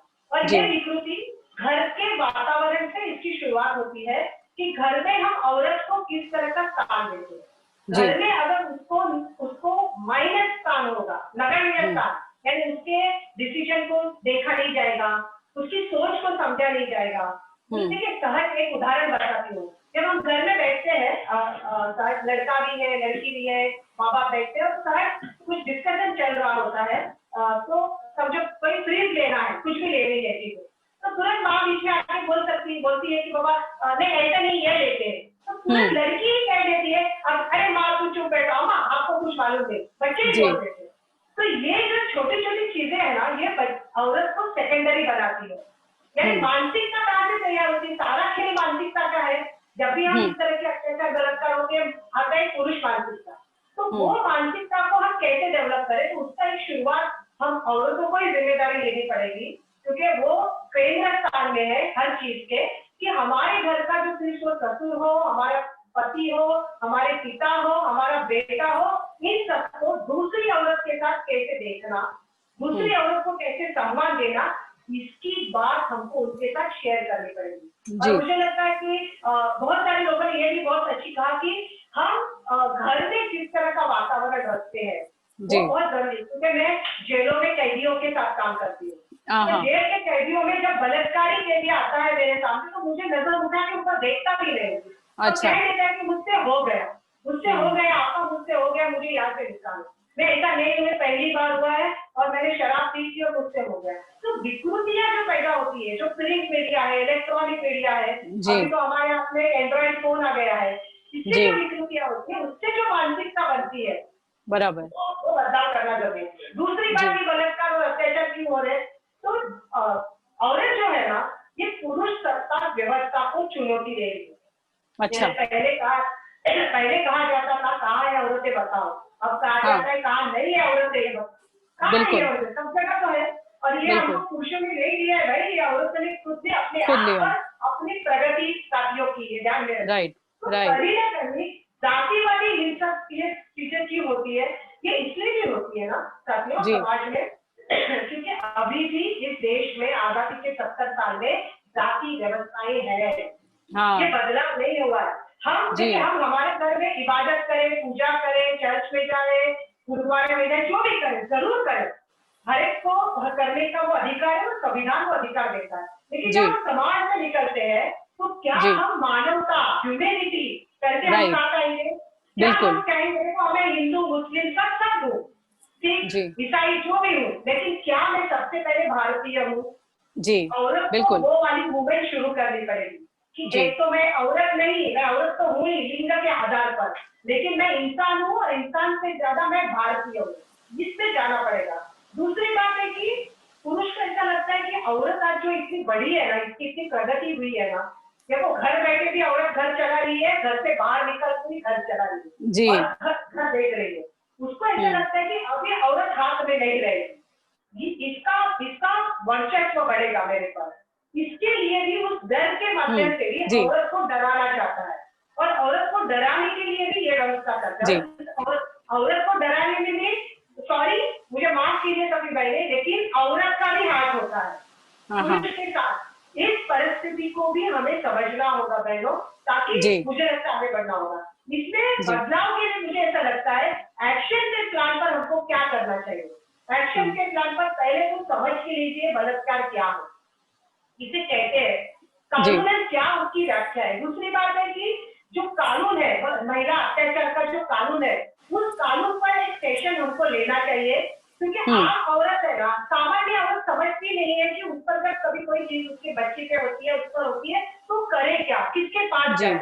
हमें समस्या करना, सोल्यूशन पे बात करनी है, एक वो। दूसरा, ये कानून किस गुनाह के अंदर आता है वो समझाना पड़ेगा। दूसरी बात, इसकी कंप्लेंट कैसी करनी है वो हमको समझनी पड़ेगी। बिल्कुल बिल्कुल। इसका जो पुलिस जो आवाज है, जब कोई घटना घटती है तो पुलिस एक आवाज तैयार करता है पुलिस स्टेशन में, तो वो कैसे तैयार होता है। दूसरी बात है कि इसकी जो लड़की की या परिवार की पुलिस जो चौकसी करती है, वो चौकसी किस तरह से की जाती है, क्या क्या सवाल होती है, सब समझना चाहिए। इन्वेस्टिगेशन, कौन से कोर्ट में केस चलता है, पुलिस अगर ठीक ढंग से पुरावा नहीं करे। जैसा अभी मैं हाथरस का उदाहरण देती हूँ, हमारे कुछ साथी हाथरस यात्रा में गए थे, मैं मेरी तबीयत के कारण जा नहीं पाई, लेकिन मुझे बहुत बुरा लगा कि मैं वहां जा नहीं पाई, लेकिन फिर भी मैं कहती हूँ साथियों, हाथरस की बात एक है, देश भर में होने वाले अत्याचार एक है, लेकिन आज मुंबई महाराष्ट्र में बहुत सारे ऐसे लिस्ट है मेरे पास जो नेशनल क्राइम रिकॉर्ड ब्यूरो से आई है कि रोजमर्रा अत्याचार हो रहे हैं, रोजमर्रा अटैक से लेकर तो है कि पुलिस पुरावा, हाथरस में क्या हुआ, पुलिस ने पूरी तरीके से अपना पुरावा ही उसका नष्ट किया। हम अगर हाथरस की बहन के लिए न्याय की बात अगर करेंगे ना, तो न्याय कैसे मिलेगा उसको, जबकि 10 दिन बाद घटना होने के बाद 10 दिन बाद अगर उसकी मेडिकल होती है, उसके सारे एविडेंस मिटा दिए, बिल्कुल। तो पुलिस कैसे एविडेंस उसको करना है वो समझ के लेना चाहिए। पीड़ित का नाम और उसकी पहचान हमेशा कॉन्फिडेंशियल रखनी, गुप्त। देखो हमेशा ये यहाँ पे भी एक जाति की बात आती है, वो समझ के लेनी चाहिए हम बहनों को, कि निर्भया का नाम किसी को पता है क्या, आपको भी मुझे बता सकते हो? नहीं, गुप्त रखा गया। लड़की का नाम, लेकिन हाथरस की लड़की का नाम सबको पता है, क्यों? यानी ये जो कास्ट पॉलिटिक्स है ना, ये पॉलिटिकल व्हील और कास्ट पॉलिटिक्स, एक मिनट, ये पूरा चलता है, ये बात समझ। वर्षा मैम, मैं 2 चीजें बोलकर मैं खत्म करती हूँ। अधिकारियों के पास जब तकरार जाती है तो गुनाह, यानी जब गुनाह नोट किया जाता है तो पुलिस की जो अपेक्षा है वो समझ के लेनी पड़ेगी, सजा कौन सी है समझ। मुझे लगता है कि अभी हमको उल्टे तरीके से काम करना चाहिए कि हमको इसमें जो कानून है वो कानून क्या है, वो कानून हमको हमारे घर तक, हमारे समाज तक, हमारे रिश्तेदारों तक, जहाँ जहाँ पुरुष है उसको साथ में लेके, ये लड़ाई पुरुष के विरोध की नहीं है, ये पुरुष के वर्चस्व की है, तो वर्चस्व की लड़ाई है, उसको साथ लेकर हमें जाना पड़ेगा, तब बदलाव होगा, मुझे ऐसा लगता है। धन्यवाद। बहुत शुक्रिया, बहुत बहुत शुक्रिया वर्षा मैडम, आपने बहुत कॉम्प्रिहेंसिवली बातें हमारे सामने रखी और वो पॉइंट्स लाए कि जो बहुत जरूरी है आज के टाइम्स में। हर फैमिली, हर औरत को ये सारे पॉइंट्स जानना बहुत जरूरी है। आपने सबसे पहले तो ये जो बहुत अच्छी बात बताई कि धर्म के नाम पर और कास्ट के नाम पर जो है कोई महिला जो है वो उस पर अत्याचार नहीं होना चाहिए। दूसरे ये कि महिलाओं को अपने आप में सक्षम होने की जरूरत है, और तीसरे ये कि ये जो आपने सारा प्रोसीजर बताया है कि अगर किसी के साथ इस तरह की घटना घटती है तो पूरा एक अवेयरनेस कैंपेन हमको चलाना पड़ेगा अपने आसपास में, जहां पे हर फैमिली को, हर महिला को पूरी तरह से उसको एम्पावर किया जाए इस नॉलेज के साथ कि अगर किसी के साथ, आपके जानने वालों में या अल्लाह ना करे आपके साथ ये मामला होता है तो कैसे आपको स्टेप बाय स्टेप कैसे जाना है, कानून की तरफ कैसे अप्रोच करना है। सो बहुत शुक्रिया वर्षा मैडम आपका। हमारे साथ ज्योत्सना दिगे मैडम भी जुड़ चुकी है। ज्योत्सना मैम, मैं चाहूंगी कि आप प्लीज अपना माइक अनम्यूट करें, अपना कैमरा ऑन करें। और जैसे कि आपने जाना होगा कि हम जो है रेप के कारण की बात कर रहे हैं यहाँ पे। ज्योत्सना दिगे मैम लेफ्ट हो चुकी है मीटिंग से, बाय मिस्टेक शायद वो लीव हो चुकी हैं। हम वेट करते हैं कि वो दोबारा हमसे जुड़े। उस बीच में चाहूंगी कि हमारी अंधेरी यूनिट, हमारी मिल्लत नगर यूनिट की या हमारी जोगेश्वरी यूनिट की कोई सिस्टर जो है इस चर्चा को आगे बढ़ाए। रेहाना आपा, क्या आप हैं? मुमताज आपा, रेहाना आपा, तनवीर आपा आप हैं? तनवीर आपा जी तनवीर आपा, मैं चाहूँ जी तनवीर आपा, आवाज आ रही है? जी आ रही है तनवीर आपा। अभी जो चर्चा हो रही है बहुत अच्छी चर्चा हो रही है। आवाज आ रही है? आ रही है। हाँ, चर्चा बहुत अच्छी हो रही है। जैसे अभी ये मेरी बहन है, इनका नाम मुझे याद नहीं है, पॉलिटिकल का और कास्ट के ऊपर जो इन्होंने उठाया है, ये आज का सबसे कहते हैं ना बर्निंग इशू है जी।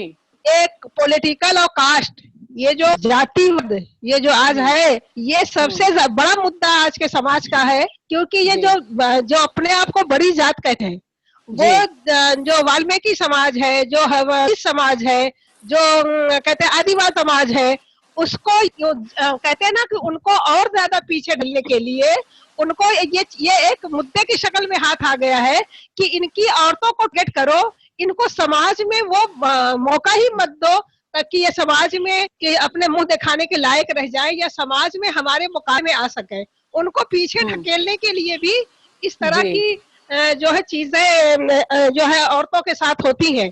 क्योंकि औरत जो है समाज का बहुत नाजुक, बहुत ही कमजोर पॉइंट होता है, तो वो उस पर वो टारगेट करते हैं उनको और समाज को और ज्यादा पीछे ढकेलते हैं।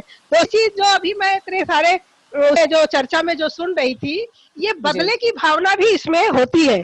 किसी व्यक्ति का किसी व्यक्ति से बदला लेना, या किसी समाज को किसी समाज से बदला लेना है, या किसी जात को किसी जात से बदला लेना है, ताकि जो है गैंग रेप जो है मुद्दा सामने आता है। जी जी बिल्कुल। अभी जो हमारी ये मसाला जो हाथरस की जो बच्ची के साथ जब पेश आया, उसमें बताया जाता है कि एक लड़के के साथ उसका पहले से संबंध था। हो सकता है इस कोई कारण बना हो और फिर वो 4 लोगों को लेकर आए, 3 साथियों को लेकर आता है। तो इसमें कहीं ना कहीं उनको सबक सिखाने लिए इस तरह की हरकतें होती हैं। तो ये जो है ये भी हमारे समाज का एक बहुत ही कहते हैं गंभीर जो है कहते हैं ना कि इस पर भी विचार हमको करना चाहिए। ये गंभीर मुद्दा है कि इस तरह का कि टारगेट न बनाया जाए उन जो जिन्होंने अभी कुछ देखा ही नहीं है, समाज को समझा ही नहीं है, सबको जाना ही नहीं है, समाज में अपना कोई योगदान किया ही नहीं है, उनको ऐसे ही अभी उभर रही हैं और उनको ऐसे ही मिल दिया जाता है, उनको ऐसे ही कुचल दिया जाता है। वो फूल बन भी पाती है, कली ही होती है, तभी उनको मसल दिया जाता है। और ये अभी जो मैं देख जो मेरे निगाहों के सामने जो चीजें हैं, ये एक वाकया नहीं है। बलरामपुर में अनुसूचित जात की बेटी को अगवा कर गैंग रेप किया गया। फिर हम देखते हैं कि आजमगढ़ में एक 8 साल बच्ची की असमत दरी की गई। बुलंद में 14 साल मासूम बच्ची के साथ जिना किया गया। और फिर बाद हम देखते हैं कि भदोही में एक 14 साल लड़की को मारा गया, वो गैंग रेप किया गया और चेहरा कुचल कर मार डाला गया। बिहार और दरभंगा में भी ऐसा ही किया गया। तो कहने का मतलब ये है कि ये हरी जिसको हम उसमें ले आए हैं, कहना कि पावर में ले आए हैं, क्या इसके लिए ले आए हैं कि आप जातिवाद को इतना बढ़ावा दो कि हमारा हिंदुस्तान समाज किसी को मुंह दिखाने के लायक ना रहे। जी आज जो है हमारे यूपी के आदित्यनाथ जो है योगी जो है वो क्या कर रहे हैं, वो खुद ठाकुर है और ठाकुरों को वो बराबर कितना सपोर्ट, कितनी सुरक्षा वो दे रहे हैं। किस तरह से उस बच्ची के जो है सारे सबूत मिटाने के लिए कितने उपाय उन्होंने किए। जी तो ये सारे मुद्दे हमको उठाना है और इसको अब इस मुद्दे पर आना है कि अब इसको दूर करके इसको हमारे इस समाज को, सोसाइटी को इस चीज से पाक करने की क्या उपाय हो सकती है। जी बिल्कुल। क्या हमारे पास क्या कारण है, क्या चीज हो सकती है जिससे समाज को बेहतर समाज बना सकते हैं। जी जी परवीन इस मुद्दे को चर्चा को आगे बढ़ाओ, इस मुद्दे पर ले आओ। जी जी जी पॉलिटिकल पर जो है आ रहे हैं। जी तनवीर आपा बहुत शुक्रिया, आपने जिस दिशा में हमको बढ़ने के लिए कहा है उसी मुद्दे पर हम आ रहे हैं। एक आखिरी जो है हमारी गेस्ट ज्योत्सना मैम हमसे फिर से जुड़ गई हैं। मैं चाहूंगी ज्योत्सना मैम के व्यूज हम ले लें और फिर उसके बाद मैं इनवाइट करना चाहूंगी डॉक्टर तजीन को कि वो हमारे सामने जो है पेश करें कि इस समस्या का परमानेंट सोल्यूशन हमारे पास क्या है। क्या धर्म की कोई भूमिका है इसमें, धर्म क्या कहता है, हमें धर्म किस दिशा की तरफ हमको ले जाना चाहता है इस मामले में। तो मैं डॉक्टर तजीन से कहूंगी कि ज्योत्सना मैम जो है, ज्योत्सना दिगे मैम आप जुड़ चुकी हैं हमसे, मैं चाहूंगी कि आप आए और 1-2 मिनट में अपने विचार हमारे साथ शेयर करें। प्रोग्राम का जो है आखिरी 10-15 मिनट रहते हैं हमारे पास। ज्योत्सना दिगे मैम क्या आप सुन पा रही मुझे?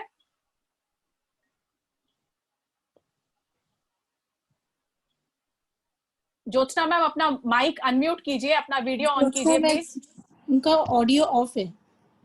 हाँ वही मैं कह रही हूँ। ज्योत्सना मैडम आपका वीडियो आप ऑन नहीं करें तो चलेगा, लेकिन एटलीस्ट आपका माइक अनम्यूट कर लीजिए।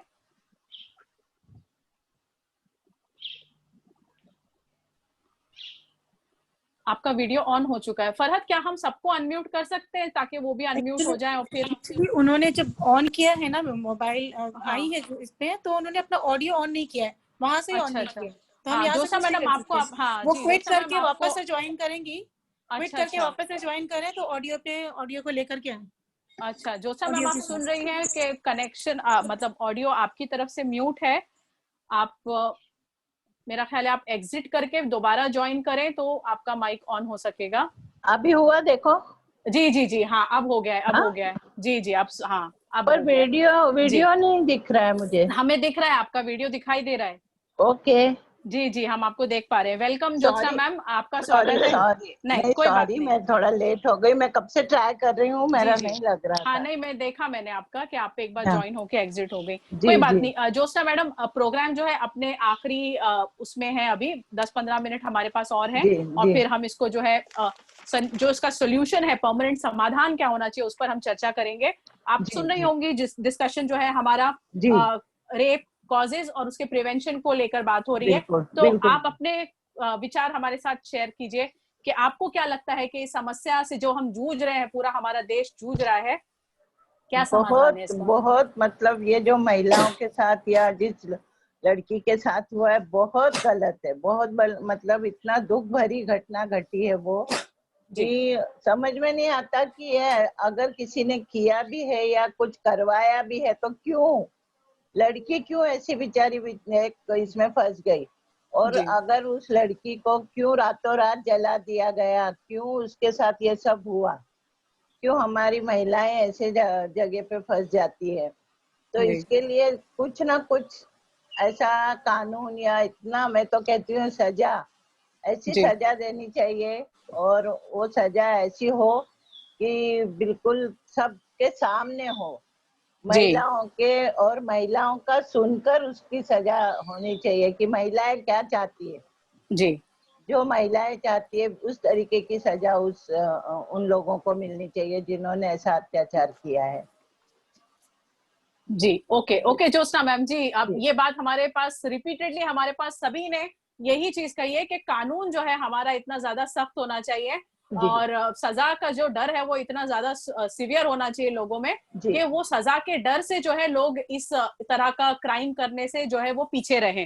तो इस बात को लेकर हालांकि वर्षा विलास मैडम जो हमारे साथ हैं वो कहती है कि इस तरह का कानून तो है, बना हुआ है, ऑलरेडी इन प्लेस है, लेकिन जो है लोगों को जो है उस कानून के लिए जागरूक करने की जरूरत है और उस कानून में तेजी लाने की, फास्ट ट्रैक उसको करने की जरूरत है। तो बहुत शुक्रिया ज्योत्सना मैडम।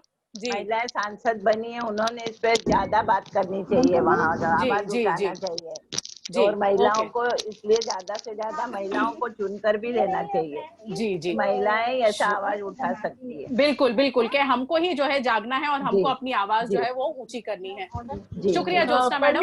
मैं डॉक्टर जी इसमें मुझे एक बात जरा जोड़नी है जो रह गई थी, क्या मैं जोड़ सकती हूँ? प्लीज बोलिए। मुझे लगता है कार्यक्रमों के इसमें एक तो बात है कि ये जो कानून है निर्भया के बाद जो बना अत्याचार विरोधी प्रतिबंध कानून, कुछ सेशन हम सारे महिलाओं को करना चाहिए, एक बात। लेकिन दूसरी बात, ये जो प्रिंट और इलेक्ट्रॉनिक मीडिया में, यानी आपको पता है कि हम अपने यूनिट की तरफ से अश्लीलता विरोधी मंच हमने बनाया था, आप सब उसमें जुड़ी थी कि महिलाओं को जो कॉमोडिटी करके पेश किया जाता है, बिल्कुल बिल्कुल टेलीविजन पर आप न्यूज में भी देखोगे या कोई सीरियल में देखोगे या कोई एडवर्टाइजमेंट में देखोगे, उस मूवमेंट को मुझे लगता है फिर से हमें शुरू करनी पड़ेगी कि किसी भी तरह का, क्योंकि संविधान का 51 के ये सेक्शन भी कहता है कि महिलाओं को अपने आप को बोलते ना, जिसको महिलाओं को बहुत अड़चन सी लगे, इस तरह का कोई व्यवहार या कोई चित्र या इस तरह की कोई बातें आप पिक्चराइज नहीं कर सकते हो। बिल्कुल जी मुझे लगता है ना कि हमको वो मूवमेंट शुरू करनी पड़ेगी।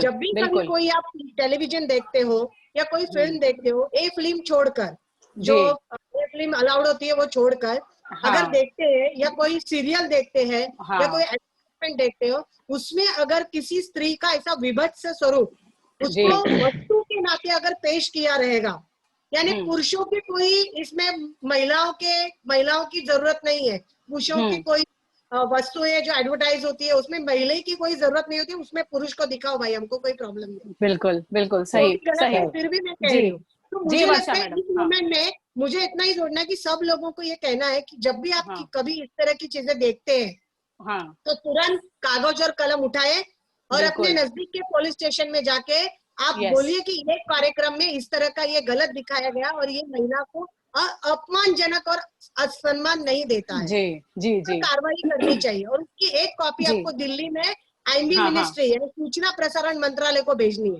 देखो अगर मुंबई में, महाराष्ट्र में अगर हम ये करते हैं कि एक ही अगर इस तरह के अलग अलग पुलिस स्टेशनों में ये सारी चीजें जाती है तो धीरे धीरे वो सारी चीजें कंट्रोल में आने लगी। ये एक्शन प्लान हमको चलानी पड़ेगी। Very good, thank you very much Varsha. और दूसरी चीज ये है कि हमारा जो कानून है वो कहीं कहीं पॉलिटिकल जो है प्रेशर में है, उसको हमें समझने की जरूरत है। अभी जो कुछ रहा है, अभी जो ये क्या बोलते हैं सुशांत सिंह उनके जो केस में जो हो रहा है, अभी आपने कितना देखा होगा कि सीबीआई के ऊपर प्रेशर है, बड़े बड़े सियासतदानों का, बड़े बड़े जो है क्या बोलते हैं ये अदाकारों का प्रेशर है। तो ये प्रेशर का क्या होगा?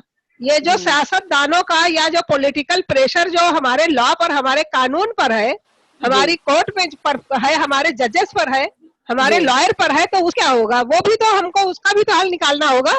पता चला कि हमने यहाँ तो सब कुछ दे दिया लेकिन हमारा पुलिस ही हमारा साथ नहीं दे रही है, जो हमारे सुरक्षा के लिए रखे गए हैं, है ना, तो वही हमारा साथ नहीं दे रहे हैं। तो ये भी एक जो है बहुत कहते हैं ना ये विचार का वो है, बिल्कुल विचार का इशू है। इस पर भी हम विचार करना चाहिए, सोचना चाहिए कि इसको कैसे बनाया जाए।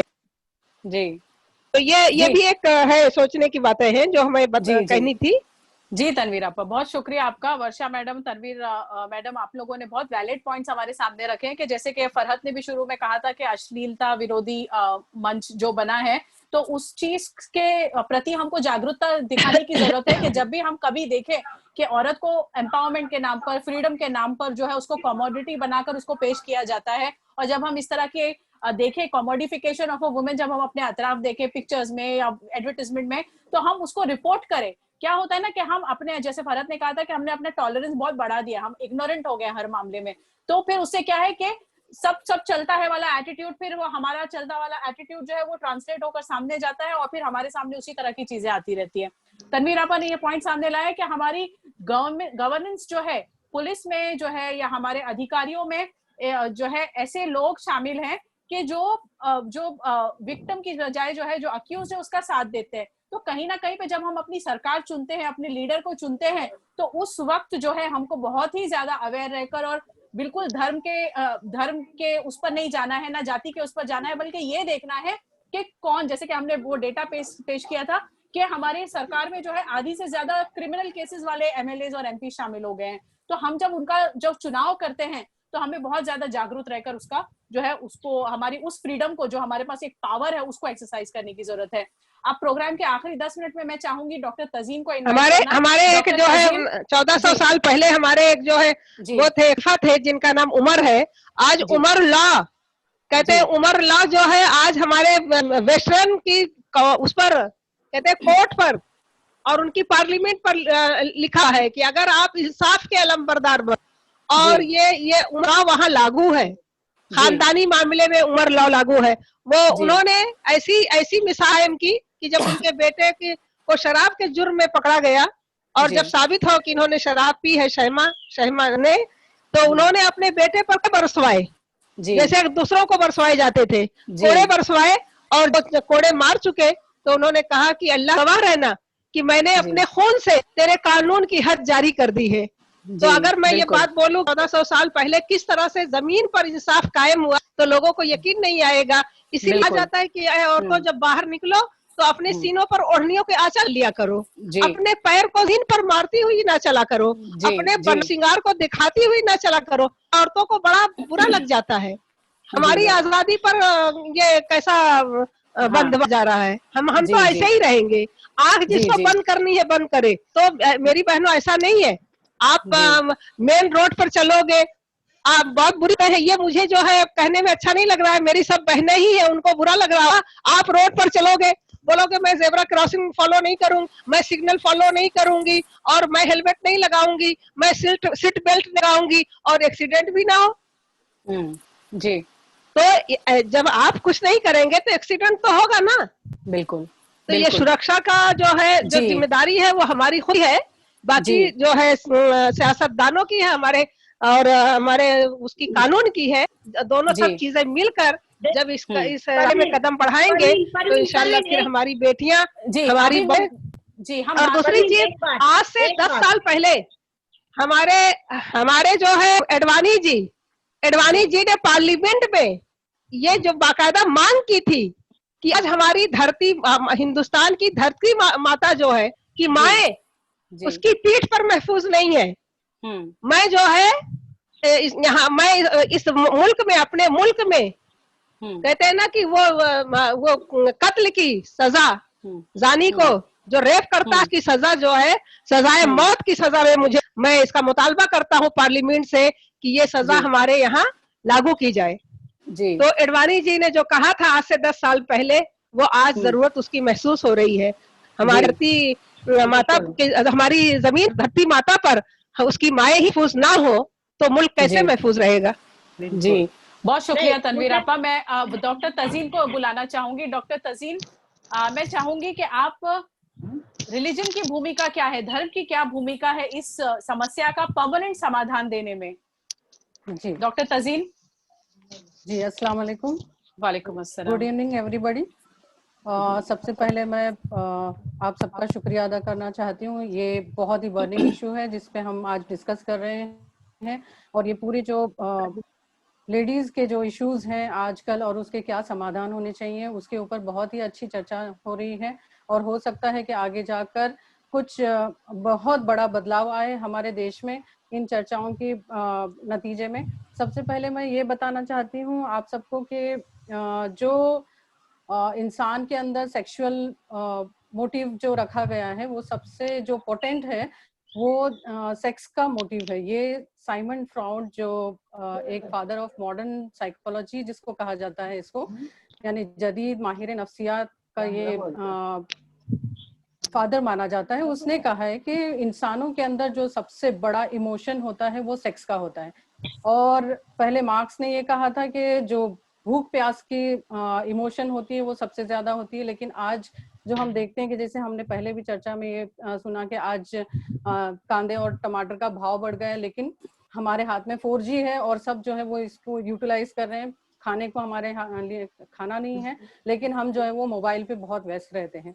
तो ये जो है साइमन फ्रॉड के ये स्टेटमेंट को हम लोग प्रूव कर रहे हैं कि sexual motive is one of the most potent motive of human beings, और इसी के कारण जो है वो आज इतनी भयानक घटनाएं घट रही हैं, क्योंकि इस मोटिव को जो है उस पर काबू नहीं पाया गया है, और इसके जिम्मेदार जो है वो मर्द और औरत दोनों बराबर के हैं, क्योंकि मर्दों ने इसको इतना खुला छोड़ दिया है, अपने आप को बहुत स्ट्रांग मान लिया है, और इसमें हमने देखा कि दूसरी जातियों को उन्होंने अपना शिकार बनाया है, ये भी एक पॉइंट सामने आया है। और दूसरी जगह औरतों ने अपने आप को ऐसा पेश किया है मर्दों के लिए कि उनको जो है वो हमने उनकी जो अंदर की इमोशंस है उसको भी भड़काने में हेल्प की है। जैसे हमने देखा कि अश्लील पिक्चरें हैं और एडवर्टाइजमेंट हैं, और जो नाइट क्लब्स में होता है डांसेस होते हैं, और बहुत सारी पार्टीज ऐसी होती हैं जहां लेडीज और जो जेंट्स है उनका मेल जोल होता है, और ऐसी बहुत सारी घटनाएं न्यू ईयर इंसिडेंसेस पे सामने आती हैं। और जो भी हमारे हम देखते हैं कि जो हमारा ऐसी पार्टीज होती हैं उसमें बहुत सारी ऐसी घटनाएं डे बाय डे इंक्रीज हो रही है। तो इसका समाधान क्या है कि ईश्वर ने ये कहा कि इस बाढ़ पे जो ये बाढ़ आने से पहले इस पर बांध बांधना जरूरी है, क्योंकि ये सेक्सुअल मोटिव अगर नहीं हो तो इंसान के अंदर जो है वो अट्रैक्शन ना हो मर्द औरत के बगैर औरत के अंदर, तो ये जनरेशन जो है वो आगे नहीं बढ़ेगी। इस जनरेशन को आगे बढ़ाने के लिए ईश्वर ने एक अच्छा कानून बनाया है शादी विवाह का, और उसी के थ्रू जो है वो ये इमोशंस के ऊपर इमोशंस को पूरा कर सकता है। लेकिन आज हम देख रहे हैं कि हमारे बहुत सारे कॉलेज गोइंग स्टूडेंट्स हैं, गर्लफ्रेंड्स बॉयफ्रेंड्स के नाम पर आज शादी से पहले ही वो सब कुछ इनके बीच में होता है जो शादी के बाद में होता था पहले। लेकिन आज इन चीजों को बुरा भी नहीं माना जा रहा है, बल्कि इन चीजों को बहुत ही आम किया गया है, कॉमन किया गया है। और इसमें हमारे जो दूसरे लॉज की भी हमारी वो बहुत बड़ी, हमारे गवर्नमेंट की भी बहुत बड़ी जो है वो इसमें योगदान है कि होमोसेक्सुअलिटी को बढ़ावा दिया है, तो कहीं लाइव इन रिलेशनशिप को बढ़ावा दिया है। तो इसमें ये सब चीजें जो है समाज में एक गंदगी बढ़ती जा रही है। तो ईश्वर ने कहा कि ला तकरबू वला तकरबू जिना इन्नहु कान फाहिशतन वसाअ सबीला, यानी जिना यानी एडल्ट्री फॉर्निकेशन के करीब भी ना फटको। वो यकीनी तौर पर बड़ी बेशर्मी और बेराह रवी यानी रास्ते से भटकने वाली चीज है। यानी इंसान जब ये रास्ते पे चलता है तो वो बहुत ही बेशर्मी की बात होती है। और इसको जो है वो कंट्रोल में रखने के लिए सबसे पहले मर्दों को जो है कुरान में ईश्वर ने ऑर्डर दिया कि तुम जो है वो अपनी नजरों को नीचे रखो। देखिए, औरतों से पहले जो है वो नजरों को नीचे रखने का ऑर्डर ईश्वर ने कुरान में मर्दों को इसलिए दिया गया कि मर्दों के अंदर ये सेक्सुअल पोटेंट जो है वो बहुत स्ट्रॉन्गर है औरतों की बनिस्बत। इसीलिए जो है वो फर्स्ट जो ऑर्डर आया वो मर्दों के लिए है। और ईश्वर ने कहा कि अपने प्राइवेट पार्ट्स की हिफाजत करो, यानी मर्दों को ये ऑर्डर दिया कि अपनी नजरें भी नीचे रखना है, ताड़ना नहीं है। कोई औरत अगर आती है आपके सामने तो आपकी पहली नजर माफ है, लेकिन अगर आप इंटेंशनली उसको स्टेयर कर रहे हो तो उसके ऊपर आपको गुनाह मिलेगा। देखिए कितनी अच्छी बात कही गई है कि यहाँ पे सबसे पहले औरतों को ये नहीं कहा गया कि अपने आप को ढांको, अपने आप को कवर करो। सबसे पहले मर्दों को ये बात बताई गई है। उसके बाद जो है ये बात औरत को बताई गई है कि उसके बाद औरतों को अपनी नजरें भी नीचे रखने के लिए कहा गया है। प्राइवेट पार्ट्स की हिफाजत यानी अपने प्राइवेट पार्ट्स को सेफगार्ड करना है, उसके लिए भी कहा गया है। और इसके बाद जो कहा गया है वो ये कि जब तुम बाहर निकलो तो अपने ऊपर जो है वो चादर डालो या अपने आप को कवर करो। ऐसा कवर करो कि आपकी जो प्राइवेट पार्ट्स हैं वो अच्छी तरह कवर हो जाए। ऐसे नहीं कि हम डीप नेक के वो पहन रहे हैं, टी शर्ट्स पहन रहे हैं, हम जो है वो अपना फिगर दिखा रहे हैं, हम जो है वो अपना आगे से भी बहुत सारा हमारा बॉडी पार्ट ओपन है, पीछे से भी ओपन है। और आजकल ये चीजों का मजा लेने वाले बहुत हैं, क्योंकि पहले जो है वो हर एक मैं कहूँगी रिलीजन या धर्म में बहुत ज्यादा शर्म होती थी, हया होती थी। लोग जब निकलते थे तो आज भी हम देखते हैं कि हमारी जो बहुत सारी साड़ी पहनने वाली लेडीज हैं वो अपने आप को पल्लू की ओढ़ में या चेहरा भी ढाकती हैं, पूरा अपना कवर करती हैं। और हमने ये भी देखा है कि बहुत सारे लोग जो है वो जब बाहर निकलते हैं तो वो अच्छी तरह अपने आप को कवर करते हैं। तो ईश्वर ने हमें ये भी बताया कि जब तुम मेकअप करो या ड्रेसअप हो तो उसके लिए तुम्हें अपने आप को जो है वो सबको दिखाते नहीं फिरना है। जैसे कि इसकी एक लिमिटेशंस बताई कि बाप के सामने, भाई के सामने, अपने हस्बैंड के सामने आप तैयार होके जा सकती हो, क्योंकि ये जो है वो तुम्हारे लिए अच्छा सोचते हैं और इनके दिल में जो है वो तुम्हारे लिए कोई दूसरी भावना नहीं आएगी। और अगर ये मेकअप में और ये ड्रेसिंग में तुम बाहर निकलोगी तो जरूर ब जरूर तुम्हारे ऊपर जिस मर्द की नजर पड़ेगी वो खराब ही होगी, उसकी नीयत में खराबी होगी। और उसकी नीयत जब खराब होगी तो उस नीयत के पीछे जो है उसका मोटिव भी जो ये होगा कि उससे किस तरह से बात की जाए, उसको किस तरह से धक्का दिया जाए या उसको किस तरह से टच किया जाए या कैसे बात किया जाए, ये सब बातें जो है वो आगे बढ़ती हैं। तो सबसे पहले हमें अपने आप को ही इस तरह बनाना है कि हम जो है वो जब किसी मर्द से बात करें तो स्ट्रेट फॉरवर्ड बात करें, अपनी आवाज में वो अदाएं या वो लचक ना हो, बिल्कुल सामने वाले के दिल में कोई नरमी पैदा हो। या वो कुछ और समझे कि हाँ ये इतना अच्छा मेरे लिए सॉफ्ट कॉर्नर रखती है, चलो इससे और कंटिन्यू करते हैं, और ये बात बढ़ते बढ़ते आगे पर्सनल मीटिंग्स होती हैं, मुलाकातें होती हैं, फिजिकल टचिंग होती है। मैं थोड़ा बोल्ड यहाँ पे बन रही हूँ क्योंकि ये सब बातें हमारे सामने आना बहुत जरूरी है, क्योंकि आज जो है वो हम अपनी जनरेशन को जो सिखाएंगे, टीचिंग्स देंगे हमारी बच्चियों को, जहाँ पे वो कॉलेज में जाती हैं अकेले होती हैं या कहीं जॉब करने जाती हैं वहाँ अकेले होती हैं, तो उनको ये सब बातों को हमें अच्छे से बताना है कि जब आप किसी से बात करो तो स्ट्रेट फॉरवर्ड बात करो। आपके अंदर आप जो है वो प्राइवेट जैसे तन्हाई में नहीं बात करेंगे, किसी से नहीं मिलेंगे, आपके साथ में कोई और आपकी दोस्त होनी चाहिए, या जो है वो आप कहीं अकेले रात में सफर ना करो, आपके भाई शौहर या बाप के साथ में आप ट्रैवलिंग करो। इस तरह के अगर हम स्टेप्स लेते हैं तो इस तरह के इंसिडेंसेस जो है वो बहुत कम होंगे, क्योंकि जो है वो सबसे पहले हम देखिए ईश्वर ने जो औरत को बनाया है तो एक बहुत ही खूबसूरत चीज बनाकर इस दुनिया में भेजा है, उसकी हर चीज खूबसूरत है और ये मर्द को ललचाती है, उसकी आंखें, उसकी आवाज, उसकी खूबसूरती, उसका फिगर, ये जो है वो मर्द को बहुत ज्यादा ललचाती है और उसको पाने के लिए वो एवरी लिमिट क्रॉस करना चाहता है। मर्द जो है वो ये नहीं सोचता है कि मैं अपने इस इमोशन को कंट्रोल करूं अगर किस तरह, मगर वो ये चाहता है कि मैं इसको किस तरह से हासिल करूं और अपना जो है वो मकसद पूरा करूं। तो ये जो है हम विक्टिम बनने की बजाय जो है वो हम अपने आप को इतना सेफ गार्ड करें, जैसे हमने पहले भी हमारे हमारे स्पीकर्स हैं उनसे सुना कि हमारे पास जो है वो पेपर स्प्रे होना चाहिए, हमारे पास जो है वो थोड़े सेल्फ डिफेंस के जो है वो टेक्निक्स होनी चाहिए, ताकि अगर ऐसे कुछ हमारे साथ मामला होते हैं, इंसिडेंसेस होते हैं, तो वहां पर हम जो है अपने आप को प्रोटेक्ट करें।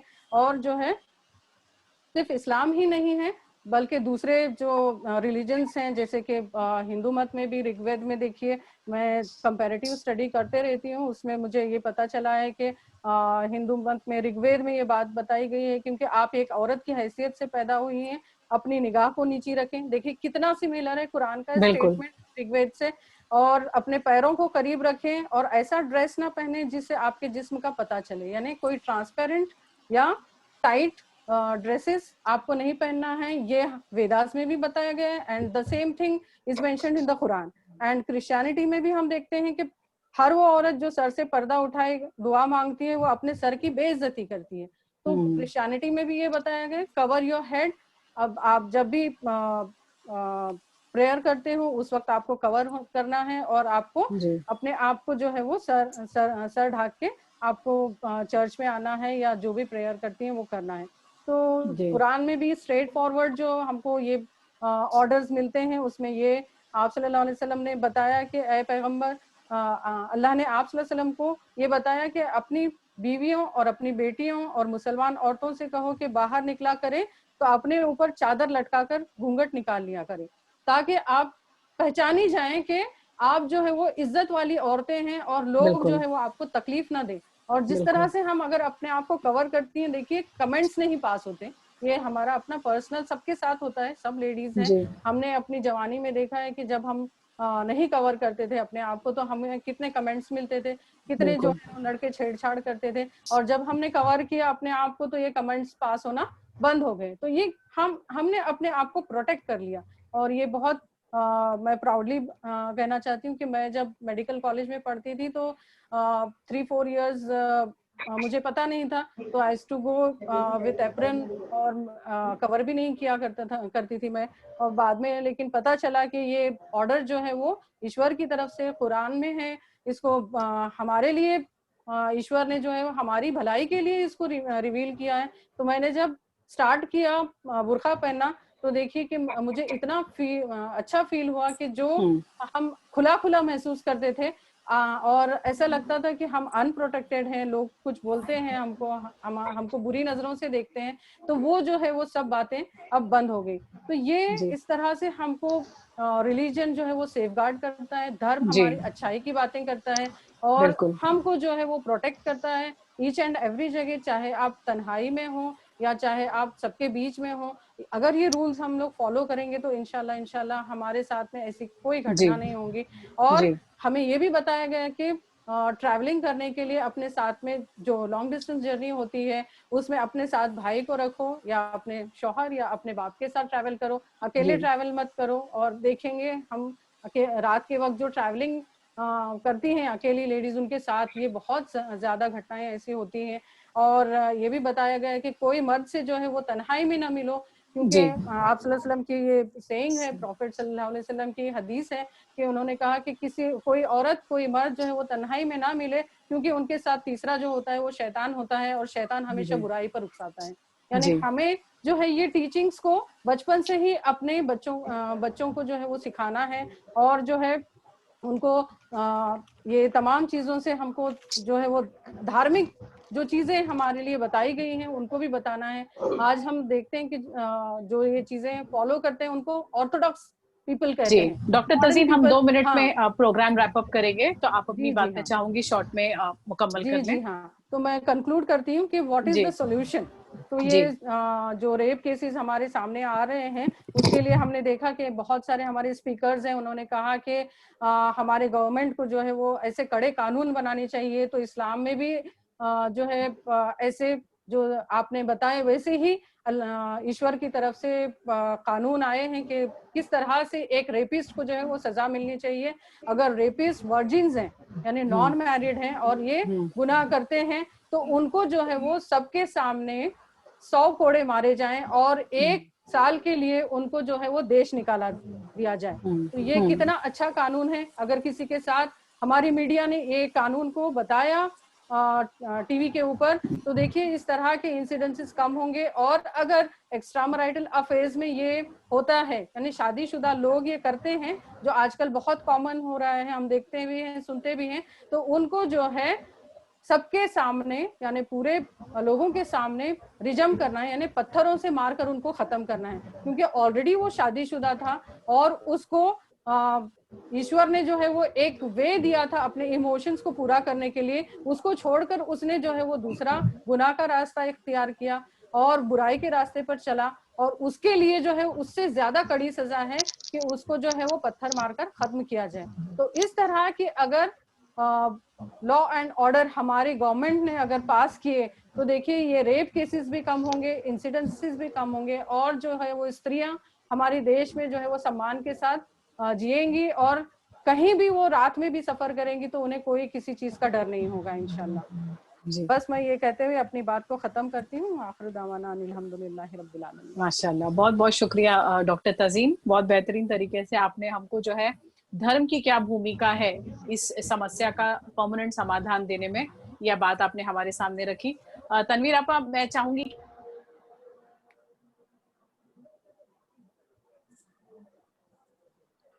अरविंद तुम्हारी आवाज नहीं आ रही है। ओ सॉरी मुझे लगा सॉरी मेरा माइक म्यूट था। मैं डॉक्टर तज़ीन का शुक्रिया अदा कर रही थी कि बहुत बहुत शुक्रिया, आपने बहुत बेहतरीन तरीके से हमारे सामने सारी बातों का, रिलीजन की क्या भूमिका है, धर्म की क्या भूमिका है इस समस्या का समाधान देने में, वो आपने हमारे सामने रखी। प्रोग्राम जो है यहीं पर समाप्त होता है। मैं आखिर में बस चाहूंगी कि तनवीर आपा आप जो है पूरे प्रोग्राम को बस थोड़ा सा क्विकली समराइज करके और बस हम मीटिंग को जो है यहीं पर मुकम्मल करते हैं। तनवीर आपा।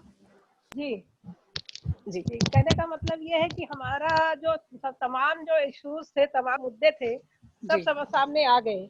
अब इसको अप्लाई करने का जो हम हमेशा से, चाहे आसिफा का जो रहा हो या निर्भया का केस रहा हो, 2012 में निर्भया हुआ और 2018 में हमारे यहाँ आसिफा का केस कश्मीर में हुआ। उसके बाद 2019 में तेलंगाना में हुआ, वो जो डॉक्टर का जो कहते हैं कि रेप हुआ, उसके ये है हमने हर दफा रैली निकाली, हमने प्रोटेस्ट किया, हमने जो है सेमिनार और वो बोलते हैं वेबिनार अभी है, सेमिनार किया, सब कुछ किया हमने। इस इशू को हमने कोई एंगल से नहीं छोड़ा, लेकिन आज तक हमने कोई इस तरह का ठोस कदम नहीं उठा।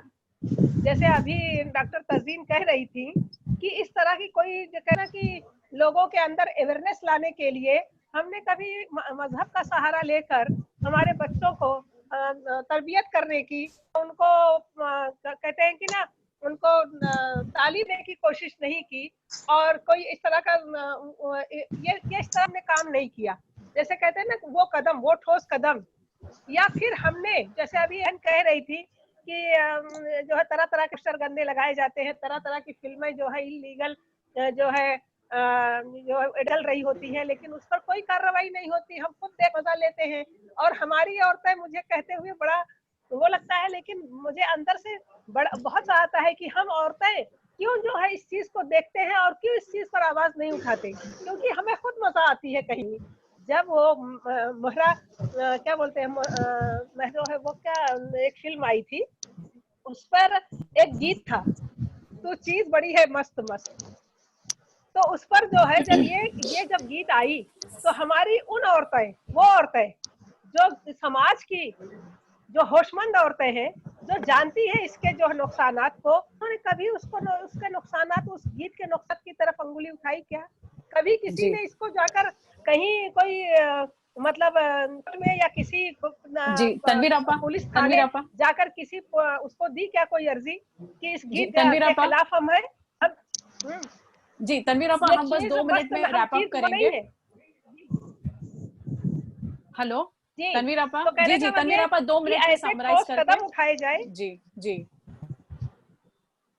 हाँ 2 मिनट में ही करती हूँ बस, खत्म। जी जी तो हम ऐसे ठोस कदम उठाएं, मिल बैठकर, जिस तरह आज हम मिले हैं, बैठे हैं, समाज की तमाम जाति और तमाम मजहब की खवातीन जो है, औरतें, नारी, सब मिलकर ये बात को तय करें, कोई ठोस कदम हमको उठाना चाहिए। स्कूल में, स्कूल कॉलेजेस में ऐसे रूल लागू किए जाए। को एजुकेशन ठीक है, सिस्टम सही चल रहा है, लेकिन वहां पर कितनी बुराइयां हो रही हैं, उसकी तरफ किसी पेरेंट्स का ध्यान नहीं जाता, ना किसी टीचर्स का ध्यान जाता है। तो हमारी समाज और सोसाइटी वो बहने कहाँ है जहां से तालीम लेकर बच्चे बाहर उठकर रेपिस्ट बनते हैं?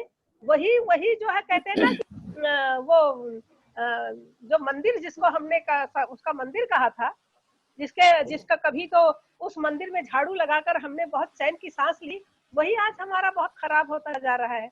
हमारे स्कूल और कॉलेजेस जहाँ पे पढ़कर हमारे बच्चों को समाज के लिए बेहतरीन योगदान देने वाला पर्सनालिटी बननी चाहिए, वही रेपिस्ट बन जाते हैं। तो इस तरफ हमारा ध्यान चाहिए।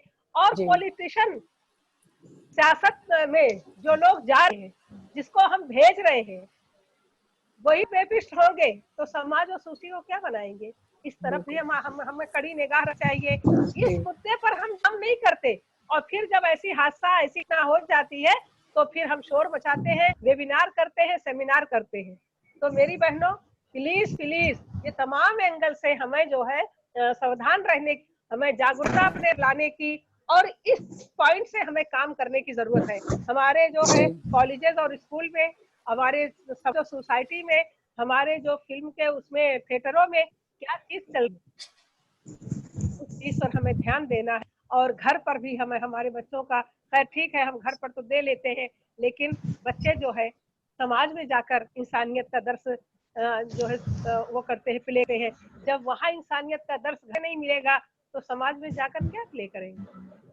तो मेरी बहनों, बात इतनी सी थी। अब आज के बाद हमें कोई वेबिनार, कोई सेमिनार करना ना पड़े, और हम सच में उतरकर तमाम बहनें मिलकर इस काम करेंगे तो इंशाअल्लाह हमारा आज एक बहुत ही पवित्र समाज, पवित्र समाज बनकर इंशाअल्लाह हमारा एक मिसाली समाज बनकर हम हिंदुस्तान की को एक मिसाली समाज में बदलना चाहते हैं, और उस जरूरत भी है। ठीक है जी जी, बहुत बहुत शुक्रिया तनवीर आपा, आपने बहुत खूबसूरती से सारी बातों को समराइज कर दिया। और बस मैं अपने तमाम गेस्ट का, तमाम पार्टिसिपेंट्स का शुक्रिया अदा करना चाहूँगी कि आपने संडे आफ्टरनून में हमारे लिए वक्त निकाला और इस इम्पोर्टेंट मुद्दे पर हमारे साथ शामिल हुए और डिस्कशन किया।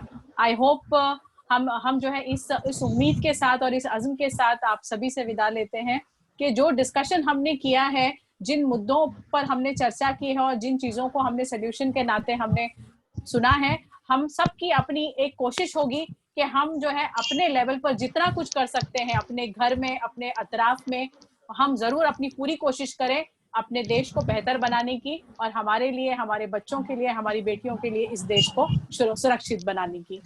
चलिए आप सभी से विदा लेते हैं। बहुत बहुत शुक्रिया हमसे जुड़ने का। अस्सलाम वालेकुम परवीन बाजी, परवीन बाजी जी, मैं देश की दुनिया की क्या बातें करूं।